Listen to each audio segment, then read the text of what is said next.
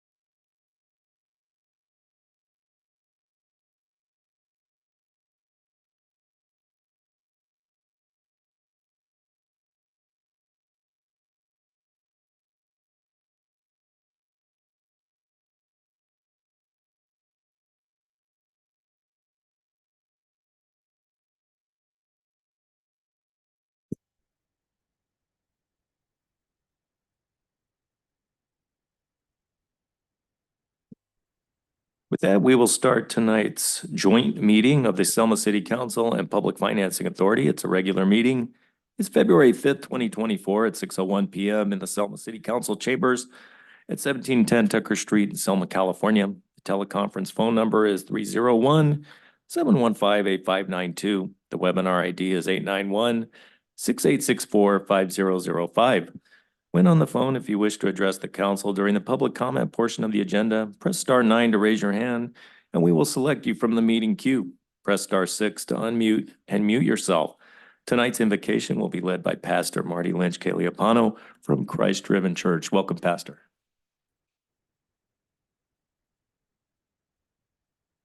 Good evening, Mayor, City Council, and our leaders.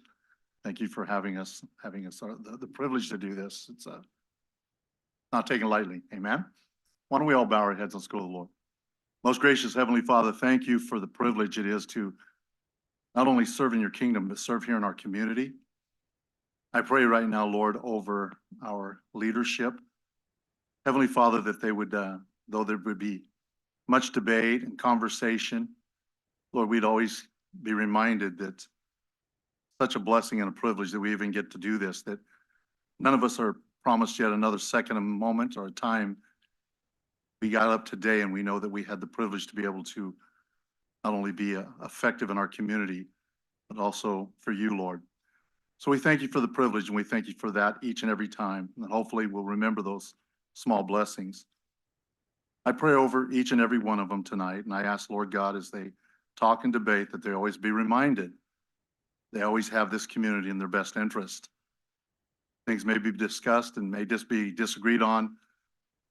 We can all come to an understanding and know that everyone here is for the betterment of the city of Selma. For that, it gives me great confidence and solace to know that good friends and enjoy each one of their of our leaders in this community. And so I thank you for that.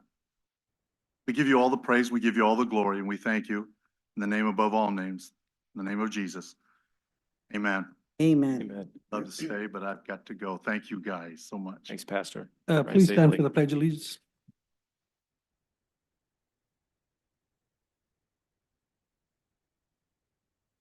Allegiance to the flag of the United States of America and to the republic for which it stands, one nation, under God, indivisible, liberty and justice for all. Okay, potential conflicts of interest. Any council member has a potential conflict of interest may now identify the item and recuse themselves from discussing and voting on the matter. Oh, sorry. Call the roll, please. Councilmember Guerra, Here. Councilmember Mendoza Navarro. Here. Councilmember Trujillo, Here. Mayor Pro Tem Cho. Here. Mayor Robertson. I'm here. Okay, we'll do this again. Potential conflicts of interest. Any council member has a potential conflict of interest may now identify the item and recuse themselves from discussing and voting on the matter. Does anyone have a potential conflict of interest tonight? Agenda changes or deletions to better accommodate members of the public or inconvenience in the order of presentation. Items on the agenda may not be presented or acted upon in the order listed. Additions to the agenda may be added only pursuant to California Government Code, Section 54954.2B. Oral communications. Notice to the public. At this time, any member of the public may address the city council regarding any item over which the council has jurisdiction. No action or discussion will be taken on any item not on the agenda. Issues raised will be referred to the city manager for review. Members of the public are asked to limit their remarks to 3 minutes and to direct their comments at the city council, not at city staff. Does anyone have any comments they would like to make this time? Please come forward.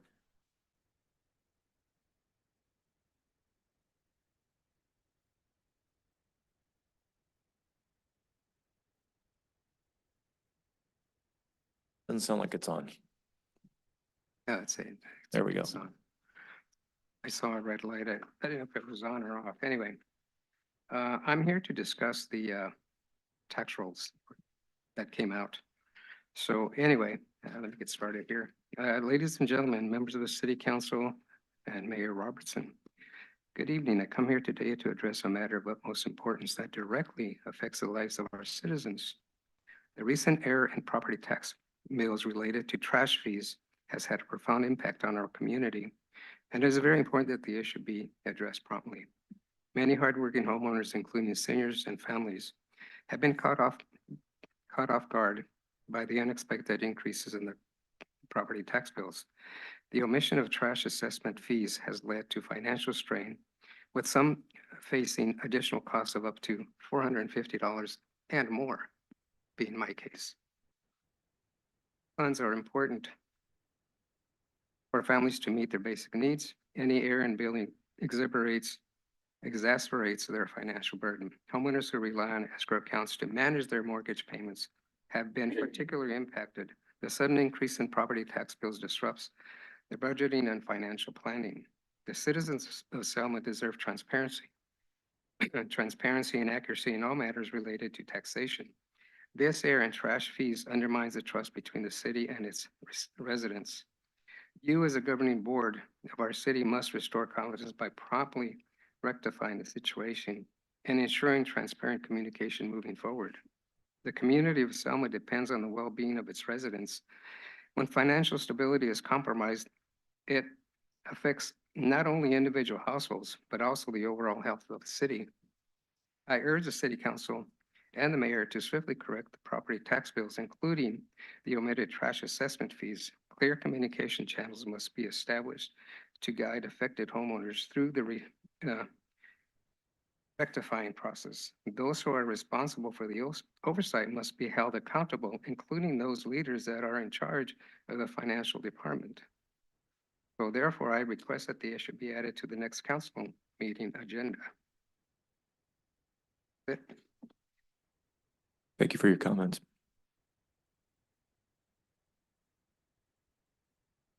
Next, come on up.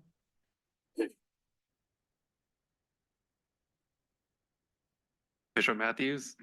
We've been having a homeless issue at 18 and 25 West Front Street since about late August. There's been multiple homeless people sleeping behind our building. Started off as a nuisance, started to snowball, contacted PD, contacted code enforcement or lack thereof. And ultimately it led to our business getting burglarized on December 30th. Unfortunately, at that time, the police came out, were unable to do anything. These individuals had still been living behind our property for the next 3 days until we finally managed to escort them out. I did my own investigative work over that past week. And one of the individuals had reached out to me to threaten me that they didn't like their face being associated with their crime. I reached out to the Selma PD about the issue, and unfortunately, they just told me to wait until Sunday. It was Wednesday at the time for my case officer. Spoke to my case officer, didn't hear back for 2 weeks. Contacted them again. They said that they would call me back. Didn't hear back for another week. And then this past Monday, called in again. Unfortunately, they told me to call back. Monday night, I was unfortunately followed by an individual down the alleyway. Seemed pretty suspicious, especially after the Layla Market incident. I had called PD, waited 3 hours. They never showed up. The next day I was contacted by my case officer. The case officer had stated that there was nothing they could do about the perpetrators, as there wasn't any evidence of them committing the crime. And we have video footage of them disabling our cameras, and that's why we don't have any footage. Unfortunately, that night, they had tried to break in again, and this time I had to call 911. Waited 2 hours for them to finally show up, and this entire situation has just been extremely frustrating. I shouldn't have to wait 2 hours on a 911 call when I am unsure about my safety and well-being at the time. And since then, I've kind of just been ghosted by the police department and my case officer about the issues. Thanks for your input, Mr. Matthews. The police chief and the city manager are here and they listen to your comments. Anyone else like to say anything? For oral communications, come on up, please.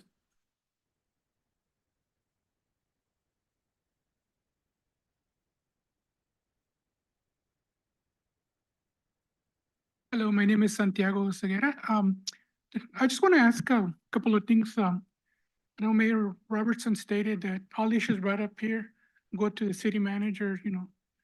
There's been some issues that were brought up before, and like the assessment of the shelter, the contract for the shelter, the rates that everybody got mad about. I don't know if you've seen them, but we as citizens have not seen the rates for the trash, so. And that was brought up a long time ago. If it's going to the city manager, where are they at? We also found out that the shelter does not open on Sundays.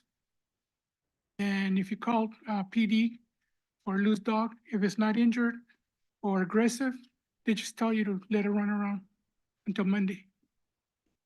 To me, that's so nobody's there to feed the animals or clean up or what's going on. These are valid concerns from citizens. Like I said, we come here and we speak and we let you know what the issues are, but meetings go and go and go and nothing ever gets brought back. So my thing is, are we just being told stuff just so we don't say nothing, or what is it? If it's policy to take it to the city manager and discuss it, that should come back to the citizens, one way or another. That's my take, you know. I've never been a city councilman, but I've been on plenty of commissions and stuff, and usually business run like that. You know, you go to a meeting, you promise you're gonna do something, at the next meeting you come back and you give a report, not just, well, you know, we'll brush under the rug and nobody's kind of saying nothing, but you know, I'm gonna keep bringing it up until we see it. We need to see that information because we want to see how much the new people that are taking care of the animals, is it cheaper than it was before? Are they taking better care of them? I mean, what are the financials? If we're gonna be paying a lot more, is it really worth it? Is it worth our money as citizens to be spending it like that? That's what we want to know. Thank you. Thank you, Mr. Oscara. Anyone else with oral communications at this time?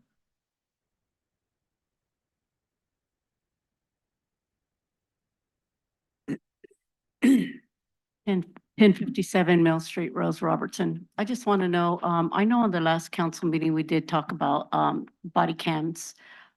They were supposed to be in place January 28, 20, there was a date that they were going to come to fruition.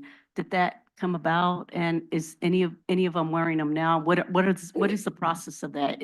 Are they going to start, I know the training first, if I understood correctly, a certain portion. So what would that mean?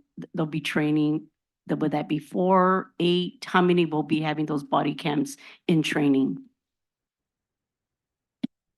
Thank you. Thank you for your comments. I'm sure we'll all be waiting for the department heads' presentations later on. Anybody else with any comments at this time? Do we have anybody online? Oh, we have somebody who'd like to make a comment.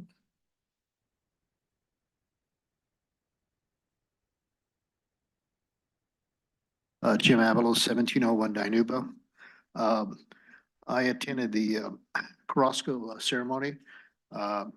The only problem, I suggest next time we have an event like that, a lot of the officers were in the back behind us, public. We couldn't hear, the mics were terrible. And when we did the opening for the police station a long time ago, we had double mics on each side. But that day, I don't know, it was a shortage of mics or sound system. It was very bad. You had to get up right at the podium to hear it. That's all I got to say. Thank you. It was very good. All the officers showed up and the fire department as well paid the respects off at Carrasco. Thank you. Anybody else? We have anybody online or on the phone who'd like to say anything during oral communications? As a reminder to the callers that I show online, please use your raise your hand feature and we will add you to the meeting queue. For those calling in, press *9 to raise your hand. Mayor Robertson, at this time, I see no hands raised. Okay, thanks. With that, we'll bring it back. And move on to the consent calendar. All items listed under the consent calendar category are considered routine. The complete consent calendar will be enacted by one motion by roll call vote. For purposes of discussion, any council member may have an item removed from the consent calendar and made part of the regular agenda. The council can then approve the remainder of the consent calendar. Do council members have any items they would like removed? I'd like to remove C, please. I'd like to remove item A. Is there a motion to approve item B? I'll make a motion to approve item B. Is there a second? Call the roll, please. Councilmember Trujillo, Yes. Councilmember Mendoza Navarro, Yes. Councilmember Guerra, Yes. Mayor Pro Tem Cho, Yes. Mayor Robertson. Yes.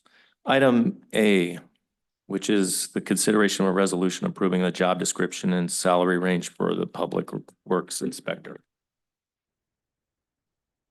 Yes, sir. Do you have a specific question? Yeah, my question is, so this job is being added midterm, mid-budget. What is the function of the Public Works Inspector? What will the inspector be doing, and why are we adding it at this time? So what the item is, it's not actually adding the position at this time. In terms of being budgeted, we're creating the position for a public works inspector and adding it to the master salary schedule, but we're not actually requesting for it to actually be funded at this point. Secondly, the city of Selma has never had a position specifically in charge of ensuring that the way that our infrastructure is built or modified by contractors doing work in the public right of way is done adequately to the standards of the city. And so what we've seen happen over time because of a lack of oversight from previous staff or what have you, is that work is done in the public right of way and it doesn't meet the standards of the city and deteriorates a lot faster, which causes a lot bigger strain on the city's finances to then have to go back and repair at our own cost, rather than the contractors who are either putting in a curb or a driveway or even larger infrastructure for subdivisions. I can talk about a lot of instances where in some of the subdivisions that have been recently built, the infrastructure hasn't been built to standard or even according to plans. And so what we envision ultimately when this position does get funded, if and when it gets funded, is that we have somebody who's at every job site in the public right of way, ensuring that our infrastructure is being repaired, replaced, constructed adequately for the long-term benefit of the community. And that's what we are requesting at this point. And we do expect at some point when this position is funded to experience some salary savings. I'm sure some savings from the costs that we currently pay to our contract engineering firm that does similar type work, but on more of a project type basis. Right now we have contractors who don't necessarily come to the city to request like an encroachment permit, for example, and they just start working in the public right of way without traffic control, without notifying the city, without the proper permits. And so we want to eliminate that problem for obvious reasons. So does that answer your question, Mayor? So the city does intend to hire someone to fill this position, is that correct, in the future? Yeah, in the future. Mhm. And what conditions would mandate this position actually being filled? Is there any event, any construction that the city is looking to do? Not any It will- specific projects, no. No, so this is just something That the in city general needs. in the Mhm. future that the city's looking to hire, Correct. to add to the payroll. Okay, Yeah. thank you for that. So you'll be posting this position? Once it's funded by the city council. Yes. Okay. And then you first will be looking to hire within if there's qualified individuals? That decision hasn't been made at this point. Mhm. And so we'll let council know when the position does fly, if and when it's approved. But I just would like to comment, since since the item was pulled, I wasn't gonna say or have them remark, but, you know, I'd like to, when it does come to fact, we can look and see what kind of, individual will be looking for, what's their requirements and what their, but in regards to, putting on the city council, I really commend you guys for doing this. It's almost like doing our due diligence prior to digging a hole, right? In the city of Selma, we've gone many years where we go and we develop and we do some infrastructure, and tomorrow morning we end up finding out that, guess what, there's a PG&E line and a water line going, and, you know, that wasn't looked upon. So, you know, it's these things that we're doing, and I applaud you guys for doing it, because this work up front actually saves us money down the road. It actually saves the developer. I know a developer told me, hey, you get some master plans and then you'll start kicking some butt here in Selma. So I applaud you for doing that part. Thank you. And I want to echo that as well. I wasn't going to comment on this, but as I was reading the memo, the staff memo, and then also reading the job description, I did have some projects that were highlighted, you know, when I was reading it. One in particular in my area, you know, everyone else, there's not I call it a bird bath, but I had one resident that pointed out, you know, everyone else doesn't have bird bath, but he has bird bath. And not only that, but they also have where they're making illegal U-turns. And so if we have those, you know, these people in place as far as having that foresight or having those strategic plans, then, you know, we can avoid those. So, and I mean, potentially there's damage to the, you know, builder's or the resident's property. And then also, like you mentioned, as far as, you know, getting ahead of the game with PG&E or any sewer issues and things like that, then this is something that's good, because then they know what they're looking for and make sure that that they follow, you know, the plans. So good job. Okay, is there a motion to approve this item? I make a motion to approve. Is there a second? Call the roll, please. Councilmember Mendoza Navarro, Yes. Councilmember Trujillo, Yes. Councilmember Guerra, Yes. Mayor Pro Tem Cho, Yes. Mayor Robertson. Yes. Item C. Yes. There's a check I'd like to pull, is number 83246. Pass it down, please. This check is made out to me. I just kind of want to go ahead and explain it to you. This is for basically the senior Thanksgiving meal. Is a reimbursement for the supply and the food that I bought for this project. And it is free to the city because all the money that has been donated by all the service community organization funds this. So on the report, we received $2,100. And my reimbursement was $1,764.61. Director Liz Martinez, she spent $141.31 for drinks and decorations for the hall for the seniors. This is our 12th year that we've done this. Basically, I said it is free to the city. We put about 75 hours, the people, my people, Lions people, Leo's, different people that put on this project. And we served about 325 meals that day. We incorporated the veterans. We had like 15 veterans that we delivered to. So that was really a nice project. And so basically it's a reimbursement. It is not, this is for something that I bought, so basically, if you have any questions, why I got a check with my name on it, please ask. Anybody? Can we make this available for the record, since the council member, the mayor pro tem has distributed this? City clerk, I'll leave a copy with you. Yeah, I have a Do you copy. have one? Yes. That should be that.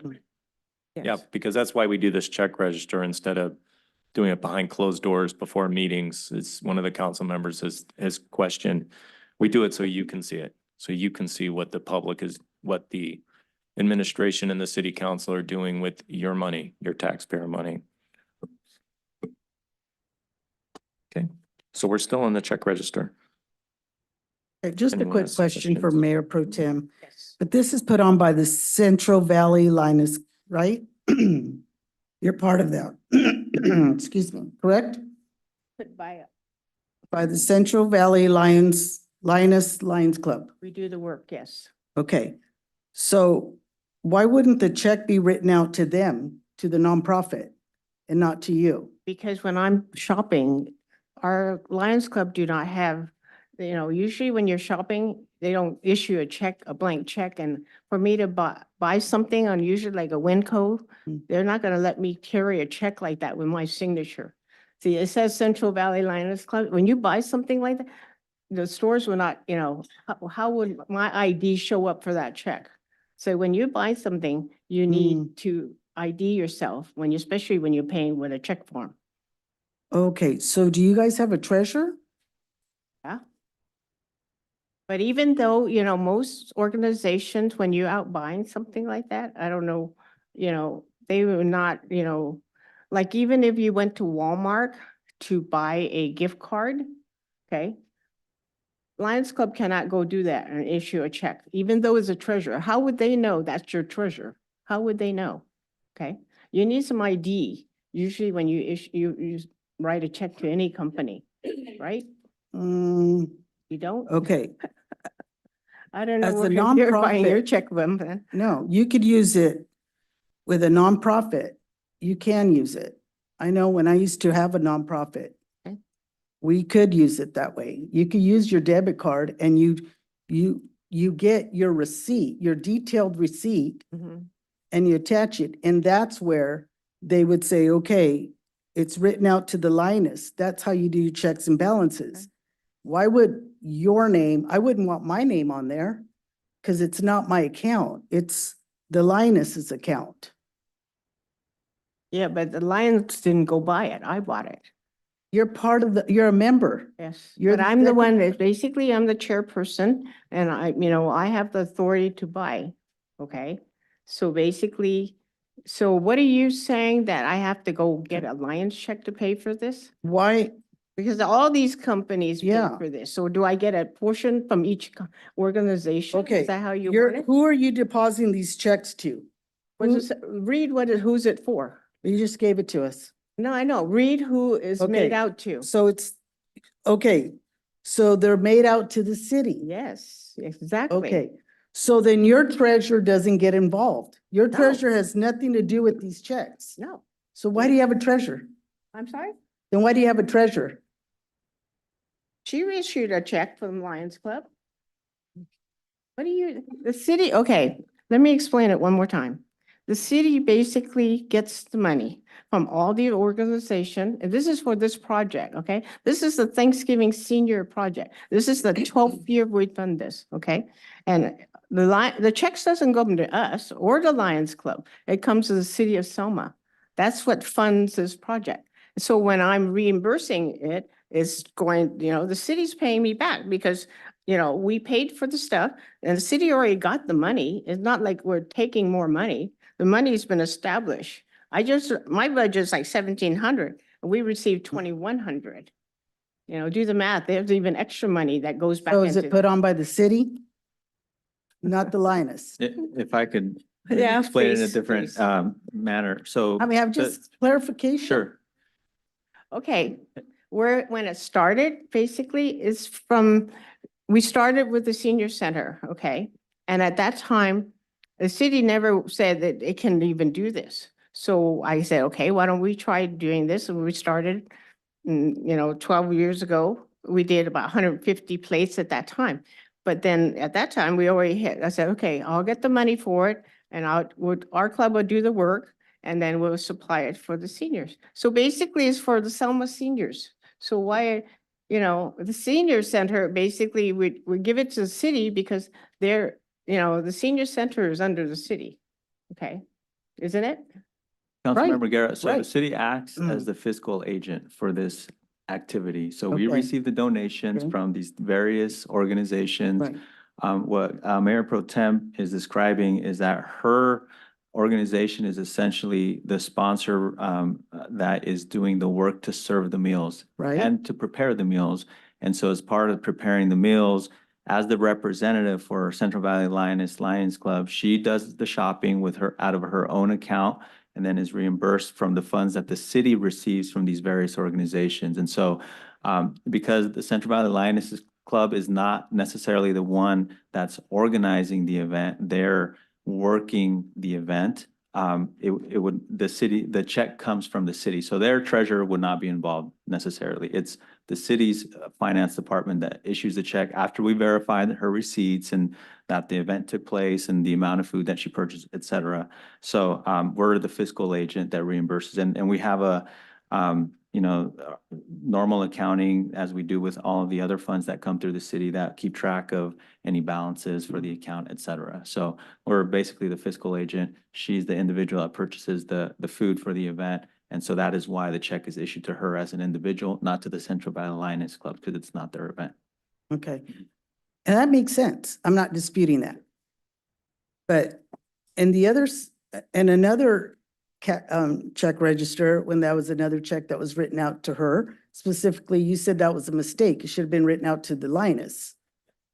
And that, it was a completely different situation because that was an application fee that was paid by the Central Valley Lioness Club. So they gave the city the money. And the reason it was a mistake because it was then refunded to the representative of the Central Valley Lioness Club, Mayor Pro Tem Cho, but it should have actually been refunded to the organization so that they can deposit to their organization's account, Right. not to her personal account.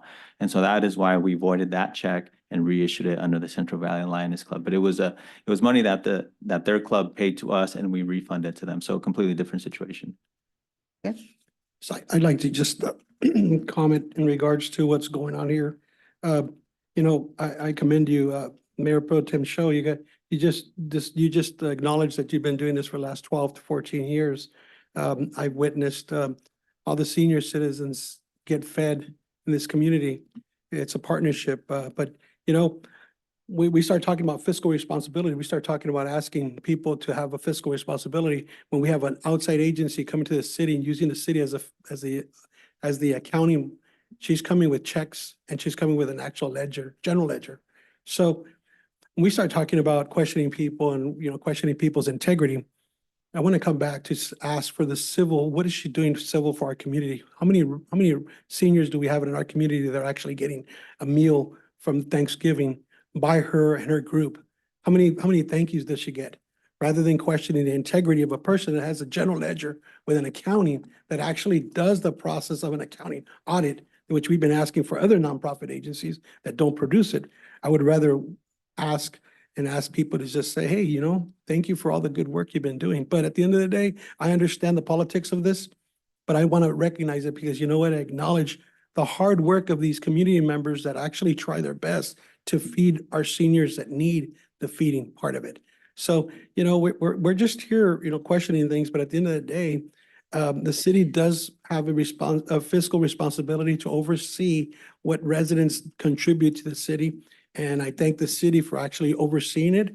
I appreciate the fact of Mayor Pro Tem trying to explain it, but at the end of the day, they're doing, think of this. You have the city of Selma in the past has had a past practice that they've been doing. And right now we have a new leadership trying to impose a new direction, a new policy. So now things look kind of different. They're questioned, but at the end of the day, they've been doing what they've been doing for the last 12, 14 years. And it's going to take some time for our city staff to integrate with our nonprofits and tell them and hold them at a higher standard to make sure that they follow those policies. So all I ask you guys to do is give a little bit of a understanding of, there's some policies that need to be changed and be followed through. So thank you. I guess I just see this, I want to thank Mayor Pro Tem Cho for all her hard work, which she's talked about and recognized many times. And I recognize and salute her for that tonight. I think the issue here more is more of just common sense with our city and our city resources, rather than making them the clearinghouse and making them liable for this money that comes in and out and creating all these questions and this confusion. Maybe next year when this happens, maybe Mayor Pro Tem Cho, you get reimbursed by the Lioness Club. I would just make it fat, everybody reimburses the Lioness Club and then you get reimbursed by the Lioness Club rather than having to go through the city and create this. Because let's face it, the nonprofits in this city they pick and choose on who has to show financial rigor, who has to show actual financial background. The chamber has never shown, of which Mayor Pro Tem Cho is the president, they've never had to show financials. The Second Chance Animal Shelter, for instance, when they were a nonprofit on their own, they had to send in financials every month and then more frequently at the end. But I know when I was involved with that nonprofit, we submitted financials. We were made to submit financials just like the Boys and Girls Club. So I understand the council member Guerra's question, because it should be an even playing field. No one's accusing anybody of anything. We're just asking for transparency in the use of our taxpayer money. That's it. And it does take a little bit of time to do that. And, you know, that is the way it goes with a public meeting. But that's why we're here, to let the public know how their money is being spent. So, sorry. Well, our resources, taxpayer resources, in making the city the clearinghouse for this, rather than letting the nonprofits do this themselves, that puts city resources at play, which is needless. They just don't have to be in this case. It could be a more efficient process. Anybody else?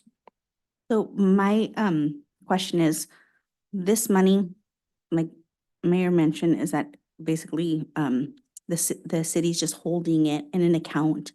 All of these organizations donate to this account, but we're serving the citizens of Selma, the senior citizens of Selma that are through the senior center or whoever it is. So I can see why, you know, the city has a part in that, because it is serving the seniors that one of our departments is responsible for. So it's just these different organizations are donating, you know, from their funds, from whatever resources that they have, and they're donating it to that particular event. It's a city program, Mhm. which is why the city's holding the funds and we're expending city resources to operate it. It just so happens that Mayor Pro Tem Cho is the one for Central Valley Lioness Club that is the representative. I mean, it could have been anybody else on her club, but she's the one who her organization designated. So it's a city program. We run it in city facilities, and so that there is rationale for doing it this way. Anybody with any other checks tonight they would like to Yeah. ask about? Okay, there's a quite a bit in here. I'm not gonna go through every check, but I did count about 102, 103 checks that were for the refund of the flag football. I guess the program that you wanted to start. So Yes. what's the explanation on that? Good evening. Yes, so we did try for the first time to bring the NFL flag football program here to our community. Unfortunately, we did not meet the minimums needed to get the program off the ground. So of course, if we're not holding the program, we've got to refund the money. The good news is that we did feel like we got enough interest that we're going to try it at a different time of the year so that we're not competing with other sports. So we'll be bringing it back in the fall. Yeah. But that is why you see the refunds. It's just Yeah. to make it very clear. We didn't want any credits. We didn't want anything like that. I like to be, like you guys, very transparent in everything Sure. that we do. We received it for that season. We weren't able to host it. We gave the money back. We'll open it back up again and people can reapply. Okay. So yes, that's what that is all from. So what is the requirement? Is it, how many people do you have to have in order to? So we need to have a good amount throughout the 3 different age groups. Okay. And I'm not entirely sure off the top of my head what those age groups are again, but there were 3 different ones. So because you have to fill a certain amount of teams per age group, per league, Right. in order to be able to host the games. One of the age groups we had enough, but the other 2 we fell quite a bit short. So we were unable to do it. But like I said, because we did have the interest that we did, we just felt like maybe we should try it at a different time. It's obvious that people want to do it. It just conflicted with some of the other sports that were going on. So, Okay. and that's what we're seeing with all the new programs that we're bringing. A lot of this is, you know, what's working, how do we make it better? How do we bring Right. it back? All of those sort of things so that we can continue that service. So yeah, so you did see quite a bit of those, but we will be bringing that back. No, I mean, that's too bad because people did, you know, they want to put their kids in flag football. They just feel that Absolutely. that's maybe a little safer than tackle football, you know? and- Absolutely, which is why we're not Espec- yeah, scrapping it. That's why we yeah. want to bring it back. Mhm. Again, a lot of times with youth sports, because we're competing with all the other things that are going on Right. and we've never done it before, it's just finding that sweet spot that works. So we're going to keep trying until we find Yeah. the right time of year for our youth. Okay, thank you, Amy. No problem. That's it for me, ma'am. I've got one, 83225, speaking of a nonprofit that's required to show financials, Boys and Girls Clubs of Fresno. The status on this check is hold. Was it distributed or was it paid? Well, to your point, Mayor, you know, we do require quarterly reports and annual reports from nonprofit organizations that receive funding from the city. And so we held it until those reports were submitted. And so I think we're at a point where we can release that payment. Okay, that's why it appeared on the check register because it's going to be distributed. Yes, Okay. because we did receive the report from the organization. And to your point, when did the chamber produce their financials for the last quarter? They do it on a quarterly basis, so last quarter.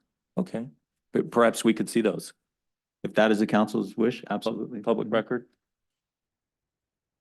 Because I've never seen any financials from the Selma Chamber of Commerce that receives money from the Selma. So that's good to know that we're on the record that they're producing financials. They're sending them to the city. I got another question. Check number 83257, the RMA. So this is the city spent paid insurance policy. This is city, I believe this is for the liability and the workers' comp and the property policy through the RMA, the Risk Management Association. Director Venegas? Mayor and council members, this one is specifically for the liability program and the workers' compensation program. Liability, workers' comp. Okay, so I keep bringing this off every quarter because it's so staggeringly high. What's driving these high premiums for liability and workers' comp? So I was actually at a conference recently and we talked about that. The amount of claims coming in have risen to where they're higher straight across, not just for the city of Selma, but for the RMA itself. So our amounts are going up.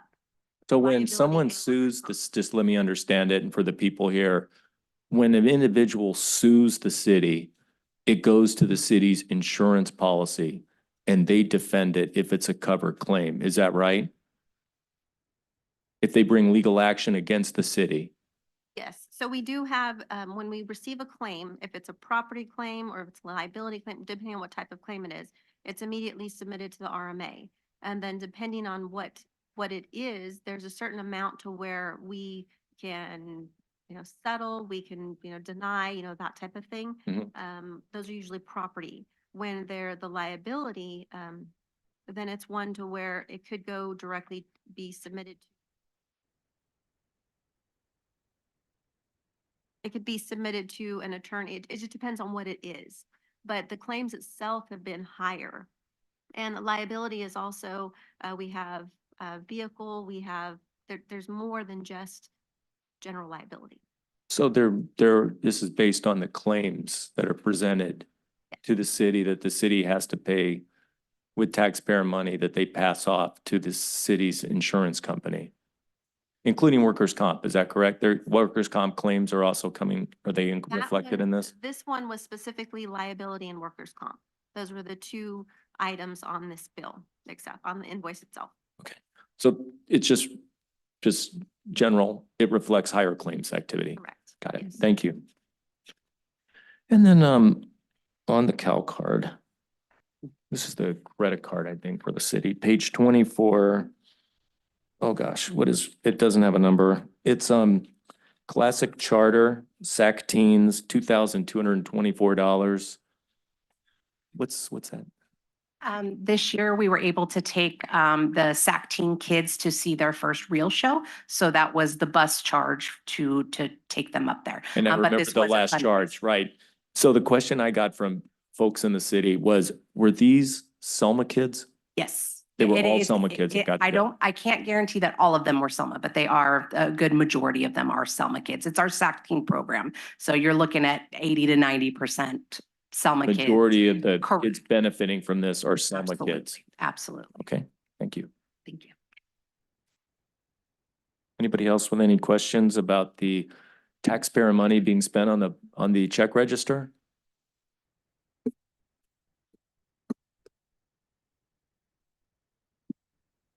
1057 Mill Street, Rose Robertson. Just quickly going back to the insurance and workers' comp. So quarterly, it used to be, if I'm correct, or 700,000.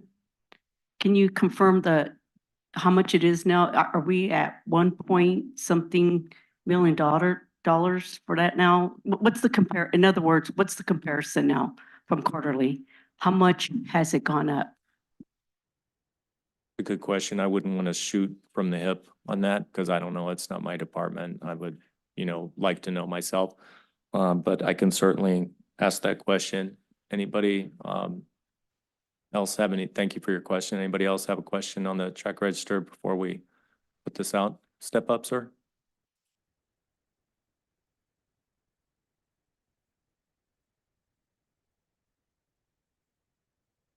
You guys hear me all right?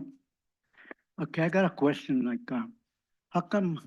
Address the city- council, sir. Okay, so how come the city manager in Trujillo seemed to handle the whole show? I thought they were only supposed to give advice to the mayor and the council, the city manager, but it seems like him and Trujillo taking over the whole show. Now, why did that change? How come they're We're not we're supposed talking to about, give advice to the? Mr. Kaitis, we're talking about the check register. Yeah, well, we're talking about checks. How come those checks are being written and they don't want to justify where those checks are being spent at?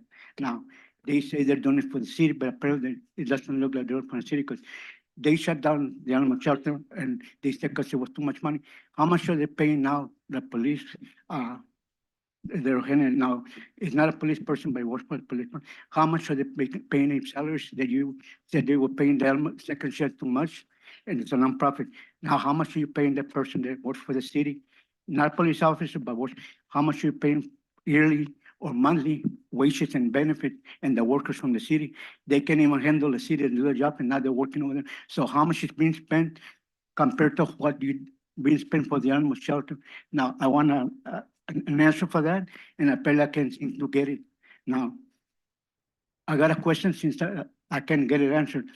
I almost got run over on the corner over there of Doctor in Nebraska. Mr. No. Kiros, we're talking about the Okay, check well, let's go register. back to- You'll have okay. to save that I'll question. save it for later. Thank you. They- Appreciate You it. gotta account for the money, because what she's being spent now, it seems like two people in charge and not the whole council. They're supposed to only give advice to the mayor, but two people in charge, and it seems like they're running the whole show. Now, Thanks for your I'm asking comment. that 'cause that's Appreciate not it. right. Okay. Anyone else online or on the phone with any questions about this agenda item before we move on? Because it is an agenda item.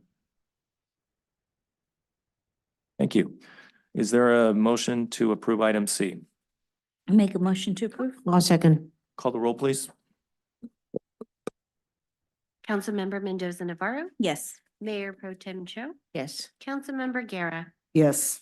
Councilmember Trujillo, Mayor Robertson. Yes. Okay, item 1 tonight on the regular agenda.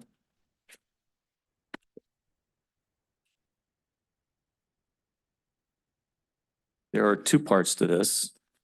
The first is consideration of a resolution authorizing and approving the issuance of lease revenue bonds 2024 series A in the aggregate principal amount not to exceed $8 million, approving the execution and delivery of a site and facility lease, a lease agreement, a term sheet, and a placement agent agreement, and authorizing actions and executions of documents related thereto.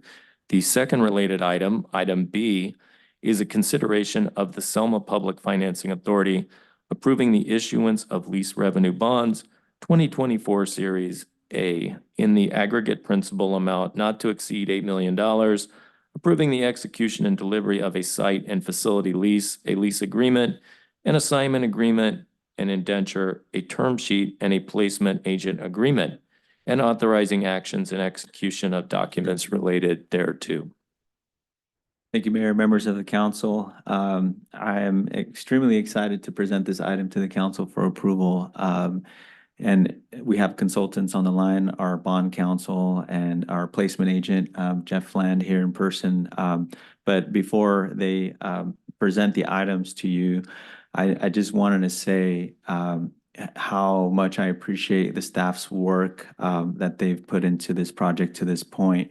This is going to be a real game changer for the city of Selma with regard to facilitating growth in our housing inventory to be able to provide housing options to everyone in Selma or to everyone who wants to live in Selma. And it's basically, it's economic development happening.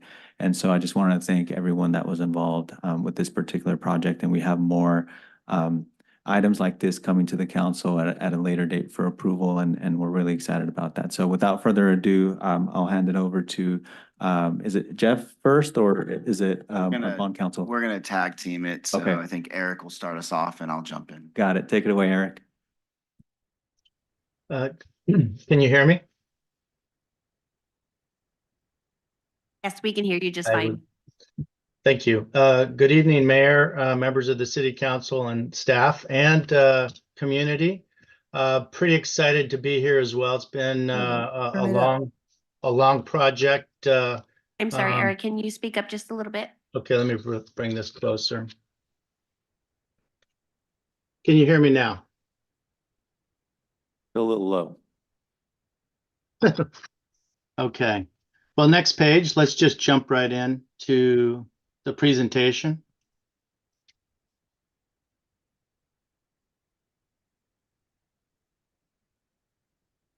Before I get started, I want to, as your city manager mentioned, we have bond counsel, Stepan Hayatan from Norton Rose Fulbright on. And we also have Jeff Land, who made the drive to City of Selma. I would have loved to have been there, but feeling a little bit under the weather tonight. To start this off, we're going to tag team it. I'm going to start. The background is there's projects that your city manager has outlined numerous times in the past. And this is the first bite at the apple. As we all know from those presentations, one of the things that's sort of a stopping development on the north and east side and some areas of the west side and south side of town is wastewater collection infrastructure. And as your city manager mentioned, putting this infrastructure in will unlock development. The first project up is the east side trunk line, which will facilitate immediate development of the Amberwood project. So the next slide, I'm going to have Jeff Land stand up and speak to the next couple of slides. And then I'll take it back and then we'll have Stepan talk about the legals. Jeff? Yeah, thanks, Eric. And we can go to the next slide. So I'm just here to talk about the plan of finance. That's part of my responsibility as the placement agent for the financing is to figure out how we're going to fund this. And so we are looking to do a direct placement with Capital One public funding. The city of Selma has done both methods of sale with regard to the world of municipal finance. You've issued securities. So you've done publicly offered bonds in the past. You've also done other direct placements in the past. Based on the size of this phase of the financing, it was determined in collaboration with Eric Scriven, your municipal advisor, and your city manager, that this direct placement was going to be the optimal method of sale for this financing. It's a bit smaller in the world of municipal bond financing. So we really are able to customize it when we're able to do a direct placement with one specific lender, such as Capital One. The legal structure is going to be discussed in more detail by your bond counsel, but we are doing a lease revenue bond structure. It is going to be payable from the city's general fund. The way that you secure it, so that's the source of repayment is your general fund. It is collateralized with a few assets that the city owns, the assets being the Performing Arts Center, one of your police station properties, not your new police station, the older police station property, fire station number 2, and then we're going to round it off with city-owned sewer assets. One of the requirements when you do a lease purchase financing such as this is that you need to have collateral or assets that equal the same value that you're financing. The term that we were able to obtain from Capital One was a 25-year fixed rate at 4.93% that will provide level payments throughout the life of the financing. You have been provided with a term sheet. You should have that in your council packet to review. The term sheet is just the format of the offer. Essentially, what it does is it lays out the terms of the financing and the interest rate and the actual fixed rate of the term. So you'll see that it's, as I said, 25 years. One thing that we specifically customized and negotiated within this term sheet is your ability to use developer impact fees to make partial prepayments on your loan up to 40% of the loan. So those are, as you begin getting any sort of developer impact fees from the project being completed, you can utilize that money to make prepayments on your loan. And then the interest rate is also locked for 60 days. We can go on to the next slide. So these are not the final numbers yet, but these are preliminary numbers that we put together. You'll notice in your resolution, you have a not to exceed amount of $8 million. So that is what Capital One has provided in their term sheet as your not to exceed at this point in time, meaning that you can finance right now up to $8 million. We're still, I think that one of the also benefits of doing this as a direct placement is it's allowing some flexibility with how you're going to time this out, because it's my understanding there will be some bids going out. You're waiting for bids to come in on the construction costs, but this enables you as the city to show contractors that, hey, we have the funding in place for this project once the bids come in. So we do have some flexibility there to adjust the financing amount based on the bids you receive. I don't know if, do you have anything to add to that aspect? Yeah, and so, and that you may be covering this at a later time, but the other positive of this particular placement is that we're approved for $8 million now, but we also down the line have the ability to access additional funding for the second phase of our infrastructure project, which is the Dinuba Avenue trunk line. And so, one of the things that we were not going to be able to do with a different type of financing option is to break that up into two separate projects so that we can trigger two phases of financing at the point where we're ready to move forward with the construction on the second phase. So, yeah, but that's all I would add to that. Yeah, no, and thank you for bringing that up. If you review the term sheet or take a look at it, it's under phase 2. It's described as you have an approval up to 16 million of financing. So this is a bank that's saying, hey, if you guys want to do 16 million of financing with us, you're good to go. So that's right there in the term sheet for your phase 2, if you so wish to utilize it. So with this set of numbers with the sources and uses, you can see that we're just using a par amount or financing amount of 7 million. The amount that would go into the project fund is $6,750,000. And you can see how the amortization is structured. Level, you pay, you have your payments beginning February 1 of 25. Annual, see those annual principal payments out to 2049, and the rate is fixed there at 493. And we actually were able to catch this interest rate in an optimal time. The market has been a bit of a yo-yo over the last year or so, and it's very much so right now. Last Wednesday of last weekend, the Fed had made some decisions that they were not going to continue raising rates this year. Which helped the market tremendously. Rates began dropping pretty quickly. But then on Friday, we had a very strong labor report, and we saw wage growth going up. So that triggered interest rates to come back up. So that's what I mean by a yo-yo. We had a drop, and then we had rates go right back up starting on Friday. Fortunately, when we obtained the rate that's offered in this term sheet, we obtained it on Thursday. So we caught it right in between the two moves in the market. If there are no other questions specifically on the sources and uses, I'm happy to kick this back over to the team for the next slide. Jeff, maybe mention the dates on the term sheet. Oh, thank you, Eric. Appreciate that. So the offer that we have from Capital One has a expiration. There's an expiration on the term sheet. And that expiration is tomorrow. So essentially what that means is that you have until tomorrow to sign this term sheet. That's not closing. That's just saying, yes, Capital One, we accept this offer for financing. And then you have until April, I believe, let me just double check, April 4th is when you have until to close the financing. Now, at no point in time is the city on the hook or liable to do this financing. You can pull out at any time. All this means is that you lose the interest rate. So in other words, you don't want to sign until next week, fine. We just have to get a new interest rate. You don't want to close by April 4th, that's fine. If it goes any days beyond April 4th, you have a new interest rate. That's all this stuff means. It's just being able to obtain the interest rate that's been offered. And I would add, because that timeline, benefits us because it allows us to really dial in the exact funding amount that we're going to need. Because as Jeff mentioned, if council so chooses to approve this, we're going to go out to bid for this project as of next week. We're going to keep the bid open for 30 days, and we anticipate bringing an award for the work to council sometime in mid-March. And that puts us at a construction start time of about mid-April. And so that is, so we have to sign or close the funds before we actually, or at the time that we award the project, so that we know exactly how much we're gonna borrow, which, our engineer's estimate for the project is about $6.7 million.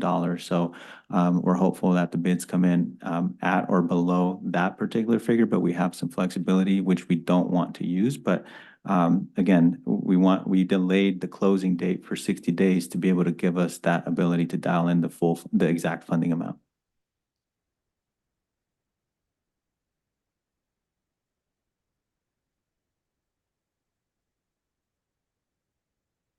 Next slide. I'll take this slide. This is the full transparency cost of issuance for the project. We have the main costs which relate to bond and disclosure counsel. That would be Norton Rose Fulbright of 75, our firm at 84.5, the placement agent Oppenheimer 45,000, and then we do have a rating. It will be unpublished.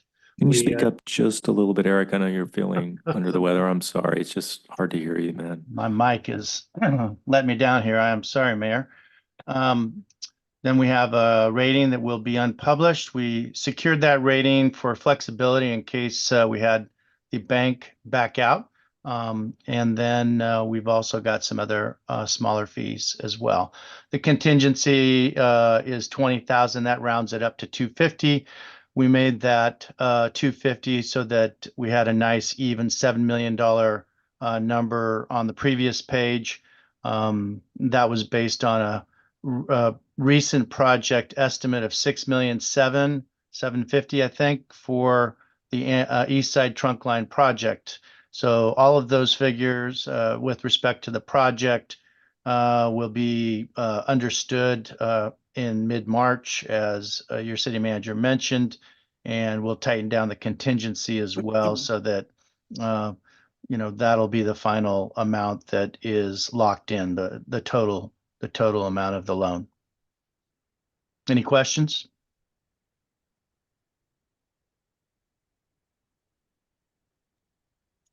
Next slide. Maybe we'll tag team this, Stepan, but Sure.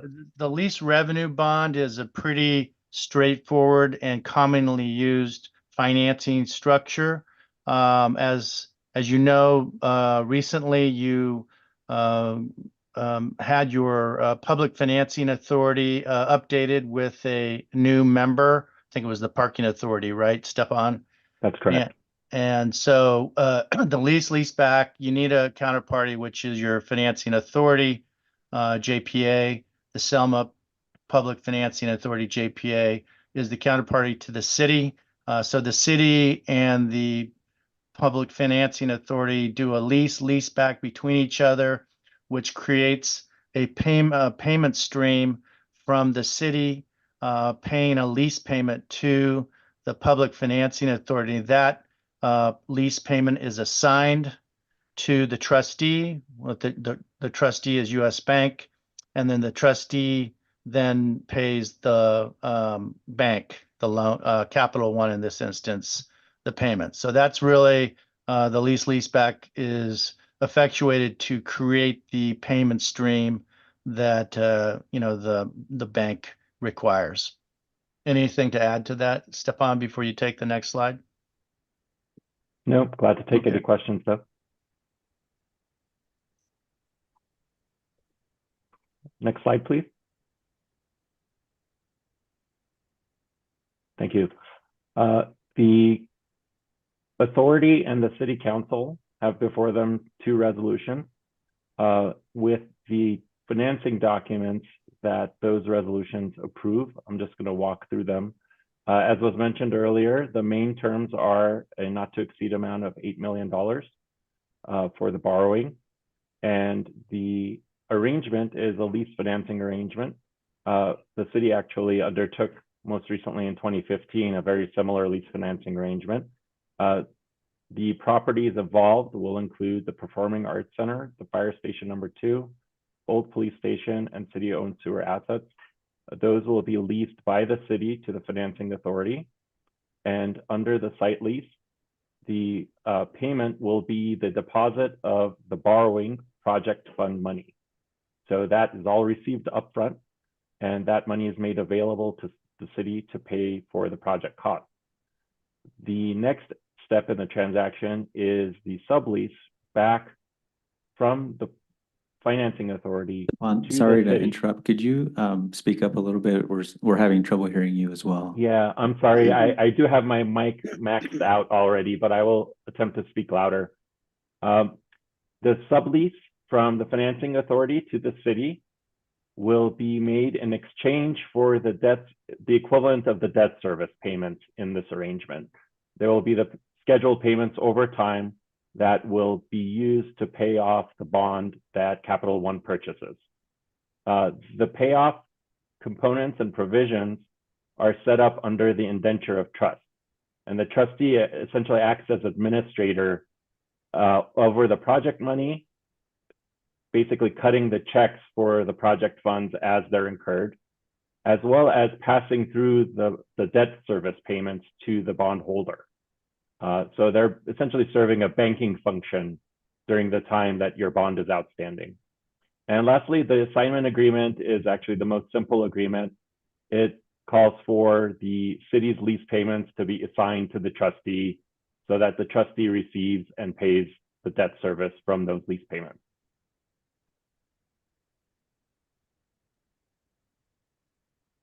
Next slide. Unless there's questions on any of these documents. I have a quick question.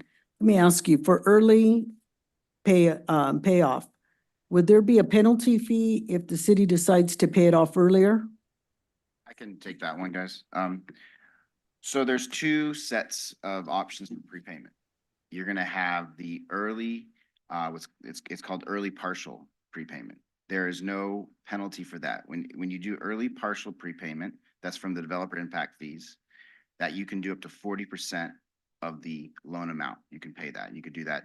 You can do that 4 times. Okay, you can make 4 partial payments to equal 40%. There's no premium or penalty on that. There's also provided what's called optional redemption provisions. That means if you wanted to go out with another bank, say interest rates drop, and you want to go out and refinance, right? You will be able to do that. Now that will have a penalty. If you do it in year 8, it'll be a 2% penalty of the outstanding amount. In year 9, it'll be 1%. And then in year 10, there's no penalty. So there's a penalty in years 8 and 9, 2%, and then declining to 1%. And then at year 10, there's no penalty. And that's if you want to go out where somebody else and refinance because interest rates are dropped. But theoretically, you may not have that much of a loan remaining by that time because you have this ability to do these partial payments. Partial payments. Okay. Up to 40%, right?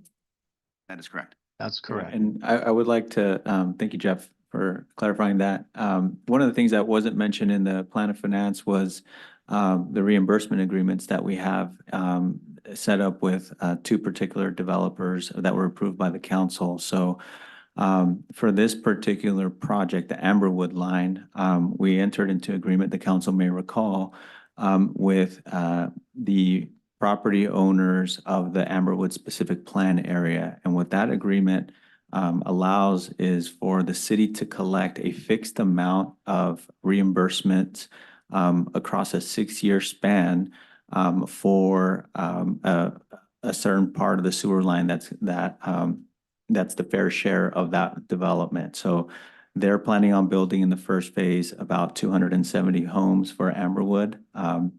And so whether they build those homes or not, they're still required to pay the city a fixed amount every year for 6 years until their full fair share is reached. And so that's going to allow us to apply that revenue towards the payment of the loans so that it lessens the burden that the general fund is carrying over the 6 years. Similarly, for the Dinuba trunk line, the council also approved an agreement for a property owner on the north side of Dinuba who's planning to build about 300 homes. And so they're required to pay the city a minimum amount over 10 years once the Dinuba line is constructed. And so we'll have that source of revenue also.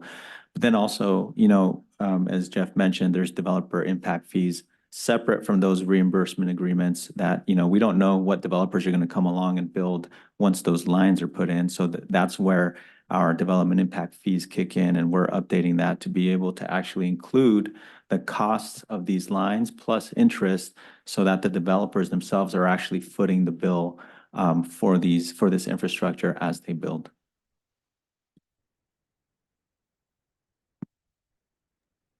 If I can add to the Amberwood specific plan is not the full area that's impacted by the installation of the sewer line. As the city manager pointed out, this is an economic development project. So there's a much larger, what we refer to as a zone of benefit that would be impacted by the installation of this line. So the impact fees wouldn't just be collected from the Amberwood specific plan development specifically, but all the area that would be served by this subsequent project or this infrastructure project. So the city's working towards, as the city manager also stated, an incremental impact fee that is specifically for the payback of this bond issuance.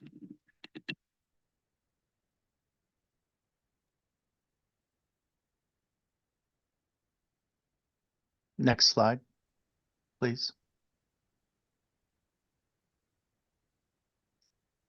This is the final slide on if council determines to approve the financing documents this evening, which also authorizes the city manager to execute the term sheet if he likes the rates and terms. Then we would proceed towards the project bid documents going out. It sounds like maybe next week for 30 days. Those bids would be received. At that point, then you find out what your maximum price is. And at that point, you can start to proceed towards a closing of this bond issue, this loan with Capital One Bank, because we have the number, and we can close the loan shortly thereafter. We would expect late March, and that at that point, we would advise you've got the money in the bank, and that's a good time to award the contract to the winning bidder. I'm not sure if I'm missing anything, Fernando, if there's anything else to the timeline for their consideration, but I'll hand it back to you. Thank you. Thanks, Eric. No, I think you covered all of it. And thanks again to the entire team, NHA, Nosworth and Fulbright, and Oppenheimer as well, and city staff.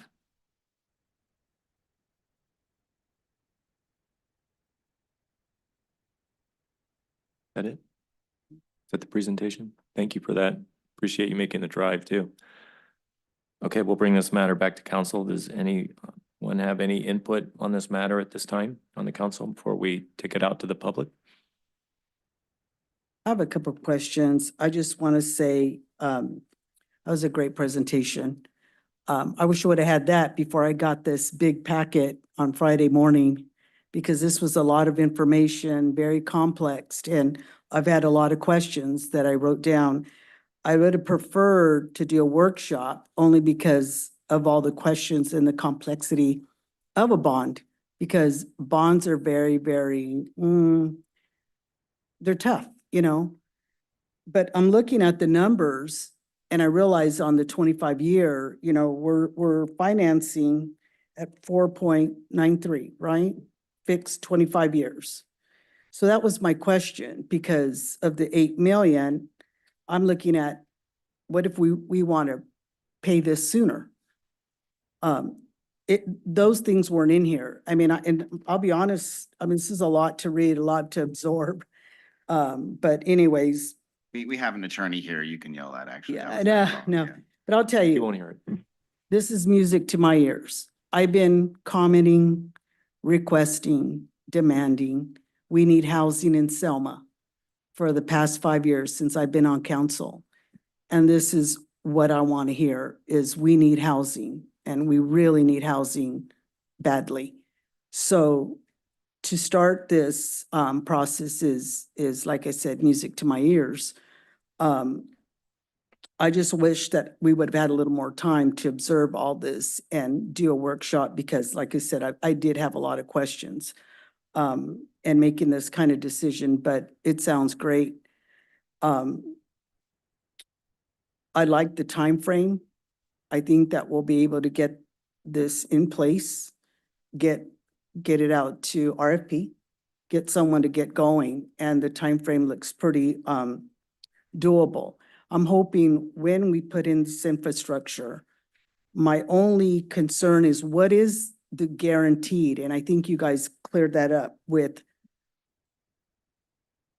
we still have that 6-year payback, right? Where their reimbursement, well, what they call it, the zone of Yeah, zone of benefit, benefit. Mhm. reimbursement. So that was my concern. I didn't see that in here. I didn't read it. I mean, it just, like I said, this was very complex. The other thing is so that we still have that in place, correct? Yes, that's been And executed. then Mhm. the impact fee, and some of it will get a little bit modified for those developers that come in, but different timing. Mhm, mhm. So once we get this infrastructure in, and this is probably more for staff, Thank you. our deputy city manager, because I get this all the time. When will we start building homes, and who would be the builder?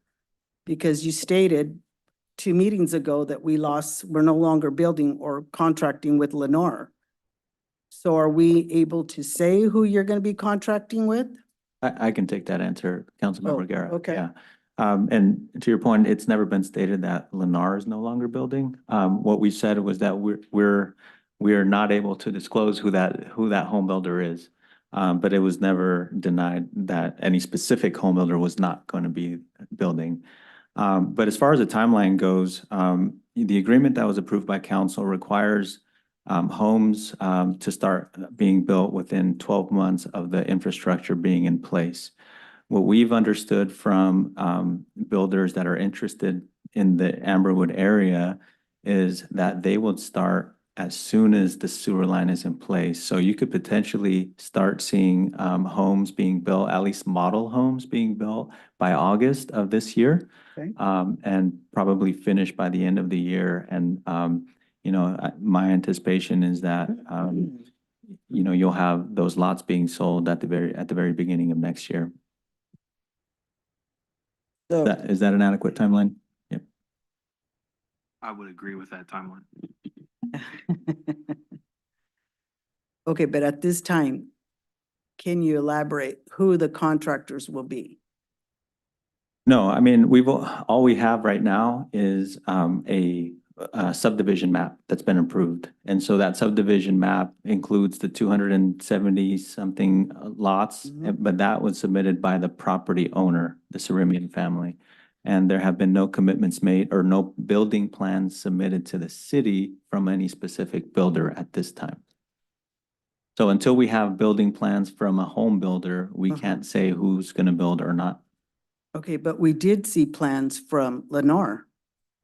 We submitted saw plan their for the model city. plans, Mhm. yes. Well, that was back when the tentative map was approved. And that was when Lennar was saying that they were gonna build in 2021, when the tentative subdivision map came in. But there are other home builders now who are looking, and it could very well still be Lennar, or it could be a different builder, but we won't know until we actually get the plans in. You know,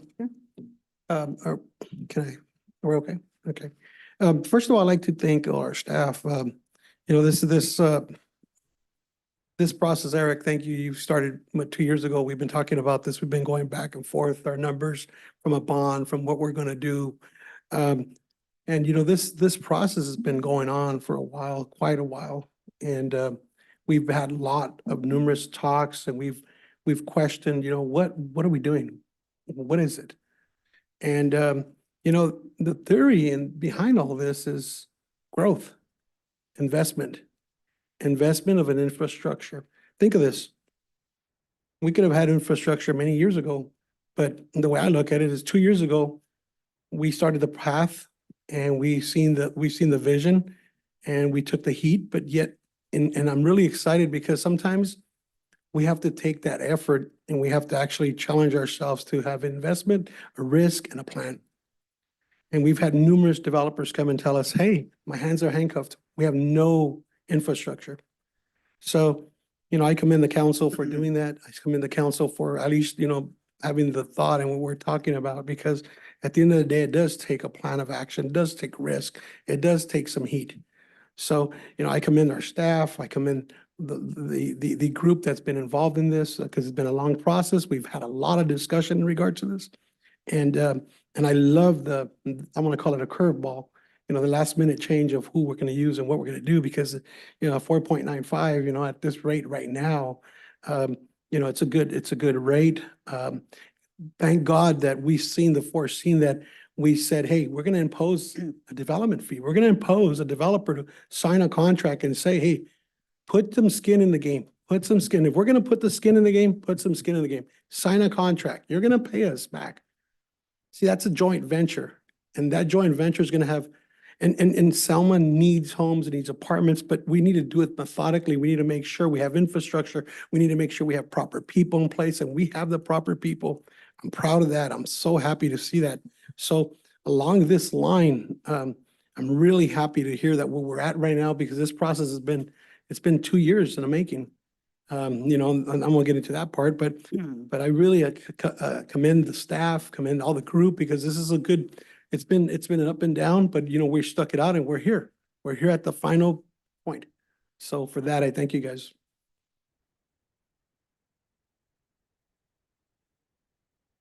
Go ahead. Go ahead. I just want to say thank you to staff. Thank you to the NHA. And, I mean, you guys did a phenomenal job. You thought outside the box. You know, last meeting, we were here, developing this public finance agency. And then, you know, that decision led to today, you know, and so hopefully by August, we'll start seeing movement. It's really exciting, you know, because that was one of the things that when I first got on council, or even before I started, I said, we're not growing. Why are we not growing? There has to be some bottleneck somewhere. And I knew that the infrastructure was one of the biggest bottlenecks that we had, right? Because you can't have growth if you don't have the proper sewage, if you don't have the proper water lines, if you don't have the proper electricity, all of these things. If you don't have all of that in place, you can't grow. And so, you know, I worked in Fresno Housing Authority for, you know, many years, and there was development on the east side, there was development on the west side, but what about Selma? You know, and so it's really exciting. And so I really commend staff and, you know, the partnerships and everything for thinking outside of the box and getting this done. So thank you. I would like more than a weekend to pour over this very complex deal. For one, it's a lease back arrangement. Is that legal? The lease back? Legal? Yes, City yes, attorney or bond counsel? Yes, it's a very time-tested financing structure. It's been around since I think the 1950s or 60s. And lots of case law supporting it. So it is not pushing the envelope in any sense. Um, I don't think you could hear him well, but I think I can kind of reiterate what he said, and basically he said it's legal, it's been used for a long time. It's not like a weird, creative, out of the box thing that they created just for City of Selma. It's been used for a long time, and it's legal. Was it the subject of legal action with a construction company in Fresno regarding some schools construction, leaseback arrangements? I mean, it's still in the courts, right? There's still litigation as to whether these are valid contracts. Correct. And it's been a long time since I've looked at that case, but I know the facts are entirely different, and it's because they didn't do it properly. So that's not the case here. Just to add that the city did do the same structure 2015 financing. It was a refinance. And in And done as a 2010 as direct well. loan. Yeah, so this has been the same structure that was done before. Okay. I have to ask these questions, right? I'm all for more housing in Selma, absolutely. But I'm here to be that last pair of eyes. And, I have to ask these questions because I'm here for the taxpayers here. We're the ones that ultimately are responsible for this. And we've seen a development go down in Selma in the past. And so we have to ask these questions.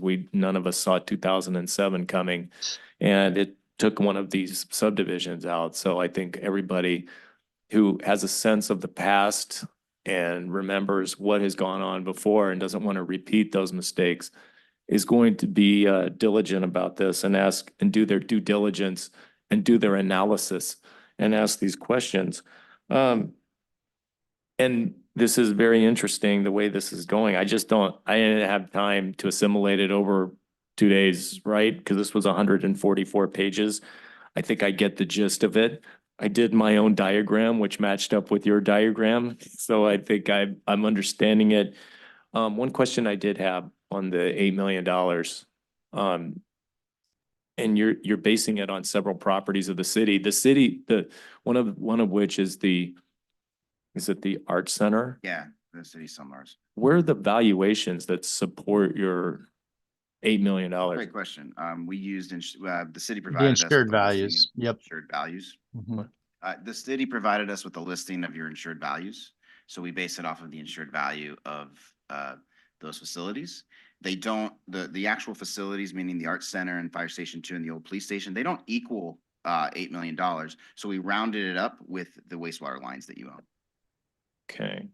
So, and then if I'm understanding correctly, as the loan is paid off, the security for the loan, bonds is the sewer line itself. Right, it'll remain, the package will remain, so there's gonna be a lien on it, right? But will have the ability to release properties as you pay down your financing. So as you pay it down and your value begins lower and lower, right, that you have outstanding, you'll have that ability, a lever to release properties. Okay. I'm still not comfortable with deciding something overnight. That's the thing, just to get an interest rate. Our interest rates fluctuating all the time. I mean, Fair. we could, and I get that, but in terms of the amplitude of the fluctuation, we've been waiting a long time for these houses. I think we could do our due diligence as a city and have a workshop on this and learn more about this commitment of all this leased property, which will be put up for this loan as collateral. That would be my preference. I think it's a very interesting concept. I think we should look at it very seriously. But I would love for the citizens to have the opportunity of a workshop. This is a 2-part resolution, and we get 2 days to look at this. I mean, that's what I'm reacting to. I'm not even reacting to the actual content of this item, this agenda item. I'm just thinking we should table this and have a workshop on it and then bring it back to the council after the people have a chance to look at it. And we have a chance to have an open forum about it and ask questions, because if I didn't get a chance to read this, I doubt a lot of citizens got a chance to peruse it over the weekend. This is something that's really important for our east side development. I would love our city to buy into it, and the people who provide, who live here and who work here, have a chance to look at this and to come up with some good questions and let their council representatives know about this. So again, this looks really good, but I think I would like for the public to have a chance to review this via a workshop as we've done in the past. I think a couple of years ago, the city had one of these workshops where it said it was open for business and we're gonna, build all these properties 2 years ago. So and that's good. That's where we want to go.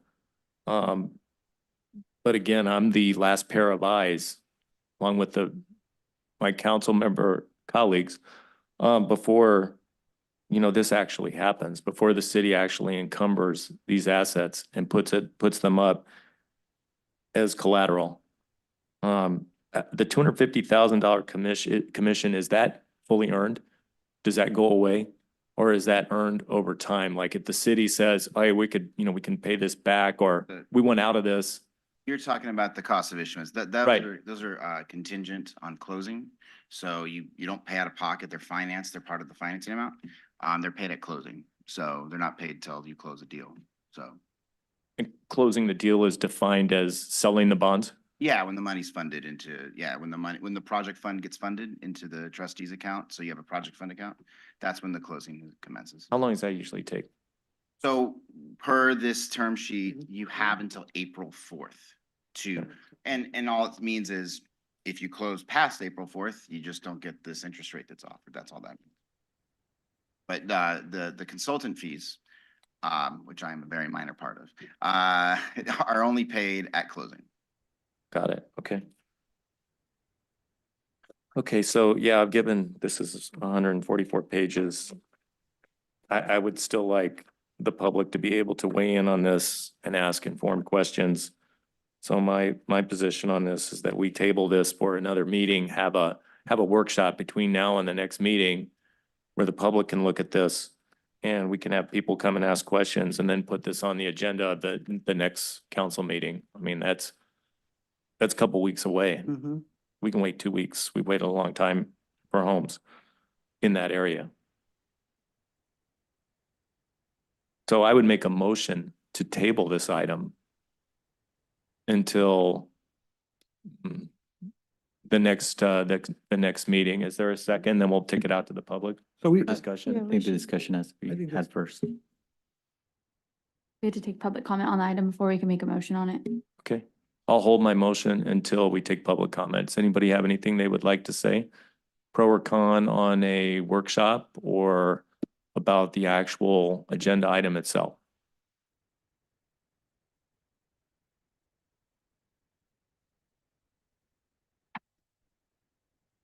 And 57 Mill Street, Rose Robertson. Absolutely, we've been waiting for housing. I heard that we had groundbreaking 4 years ago and nothing happened. So maybe they re-looked at things to make sure there's nothing we're gonna go sideways and then us taxpayers have to pay for something again. We should be very cautious.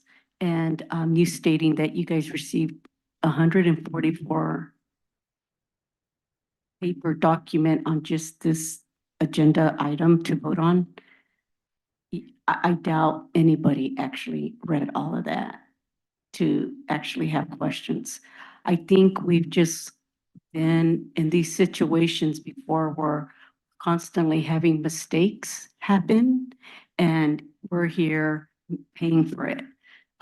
Recently, we did have a mistake with the tax roll assessment being left out. So why is it not gonna hurt to allow council to relook at that 140-page document on this area to see if you guys find anything more? Again, I doubt that you guys were able to look at anything within the weekend of 140 document page. this is something good for the citizens to have some input in. And $8 million bond is, you know, serious on something going wrong. But I am happy to hear that we are doing a bond versus we haven't heard anything on the $22 million loan. So that probably didn't happen at this point with this high interest rate. So hopefully we can be able to get some more input with some more of the citizens that might have a better understanding on these bonds as well. Thank you. And that lease back to concerns me a bit. But if they state on record that it is legal, then that's what we want on the record. Thank you. Appreciate it. Anybody else with any comments? We will respectfully listen to, whether we agree with them or not.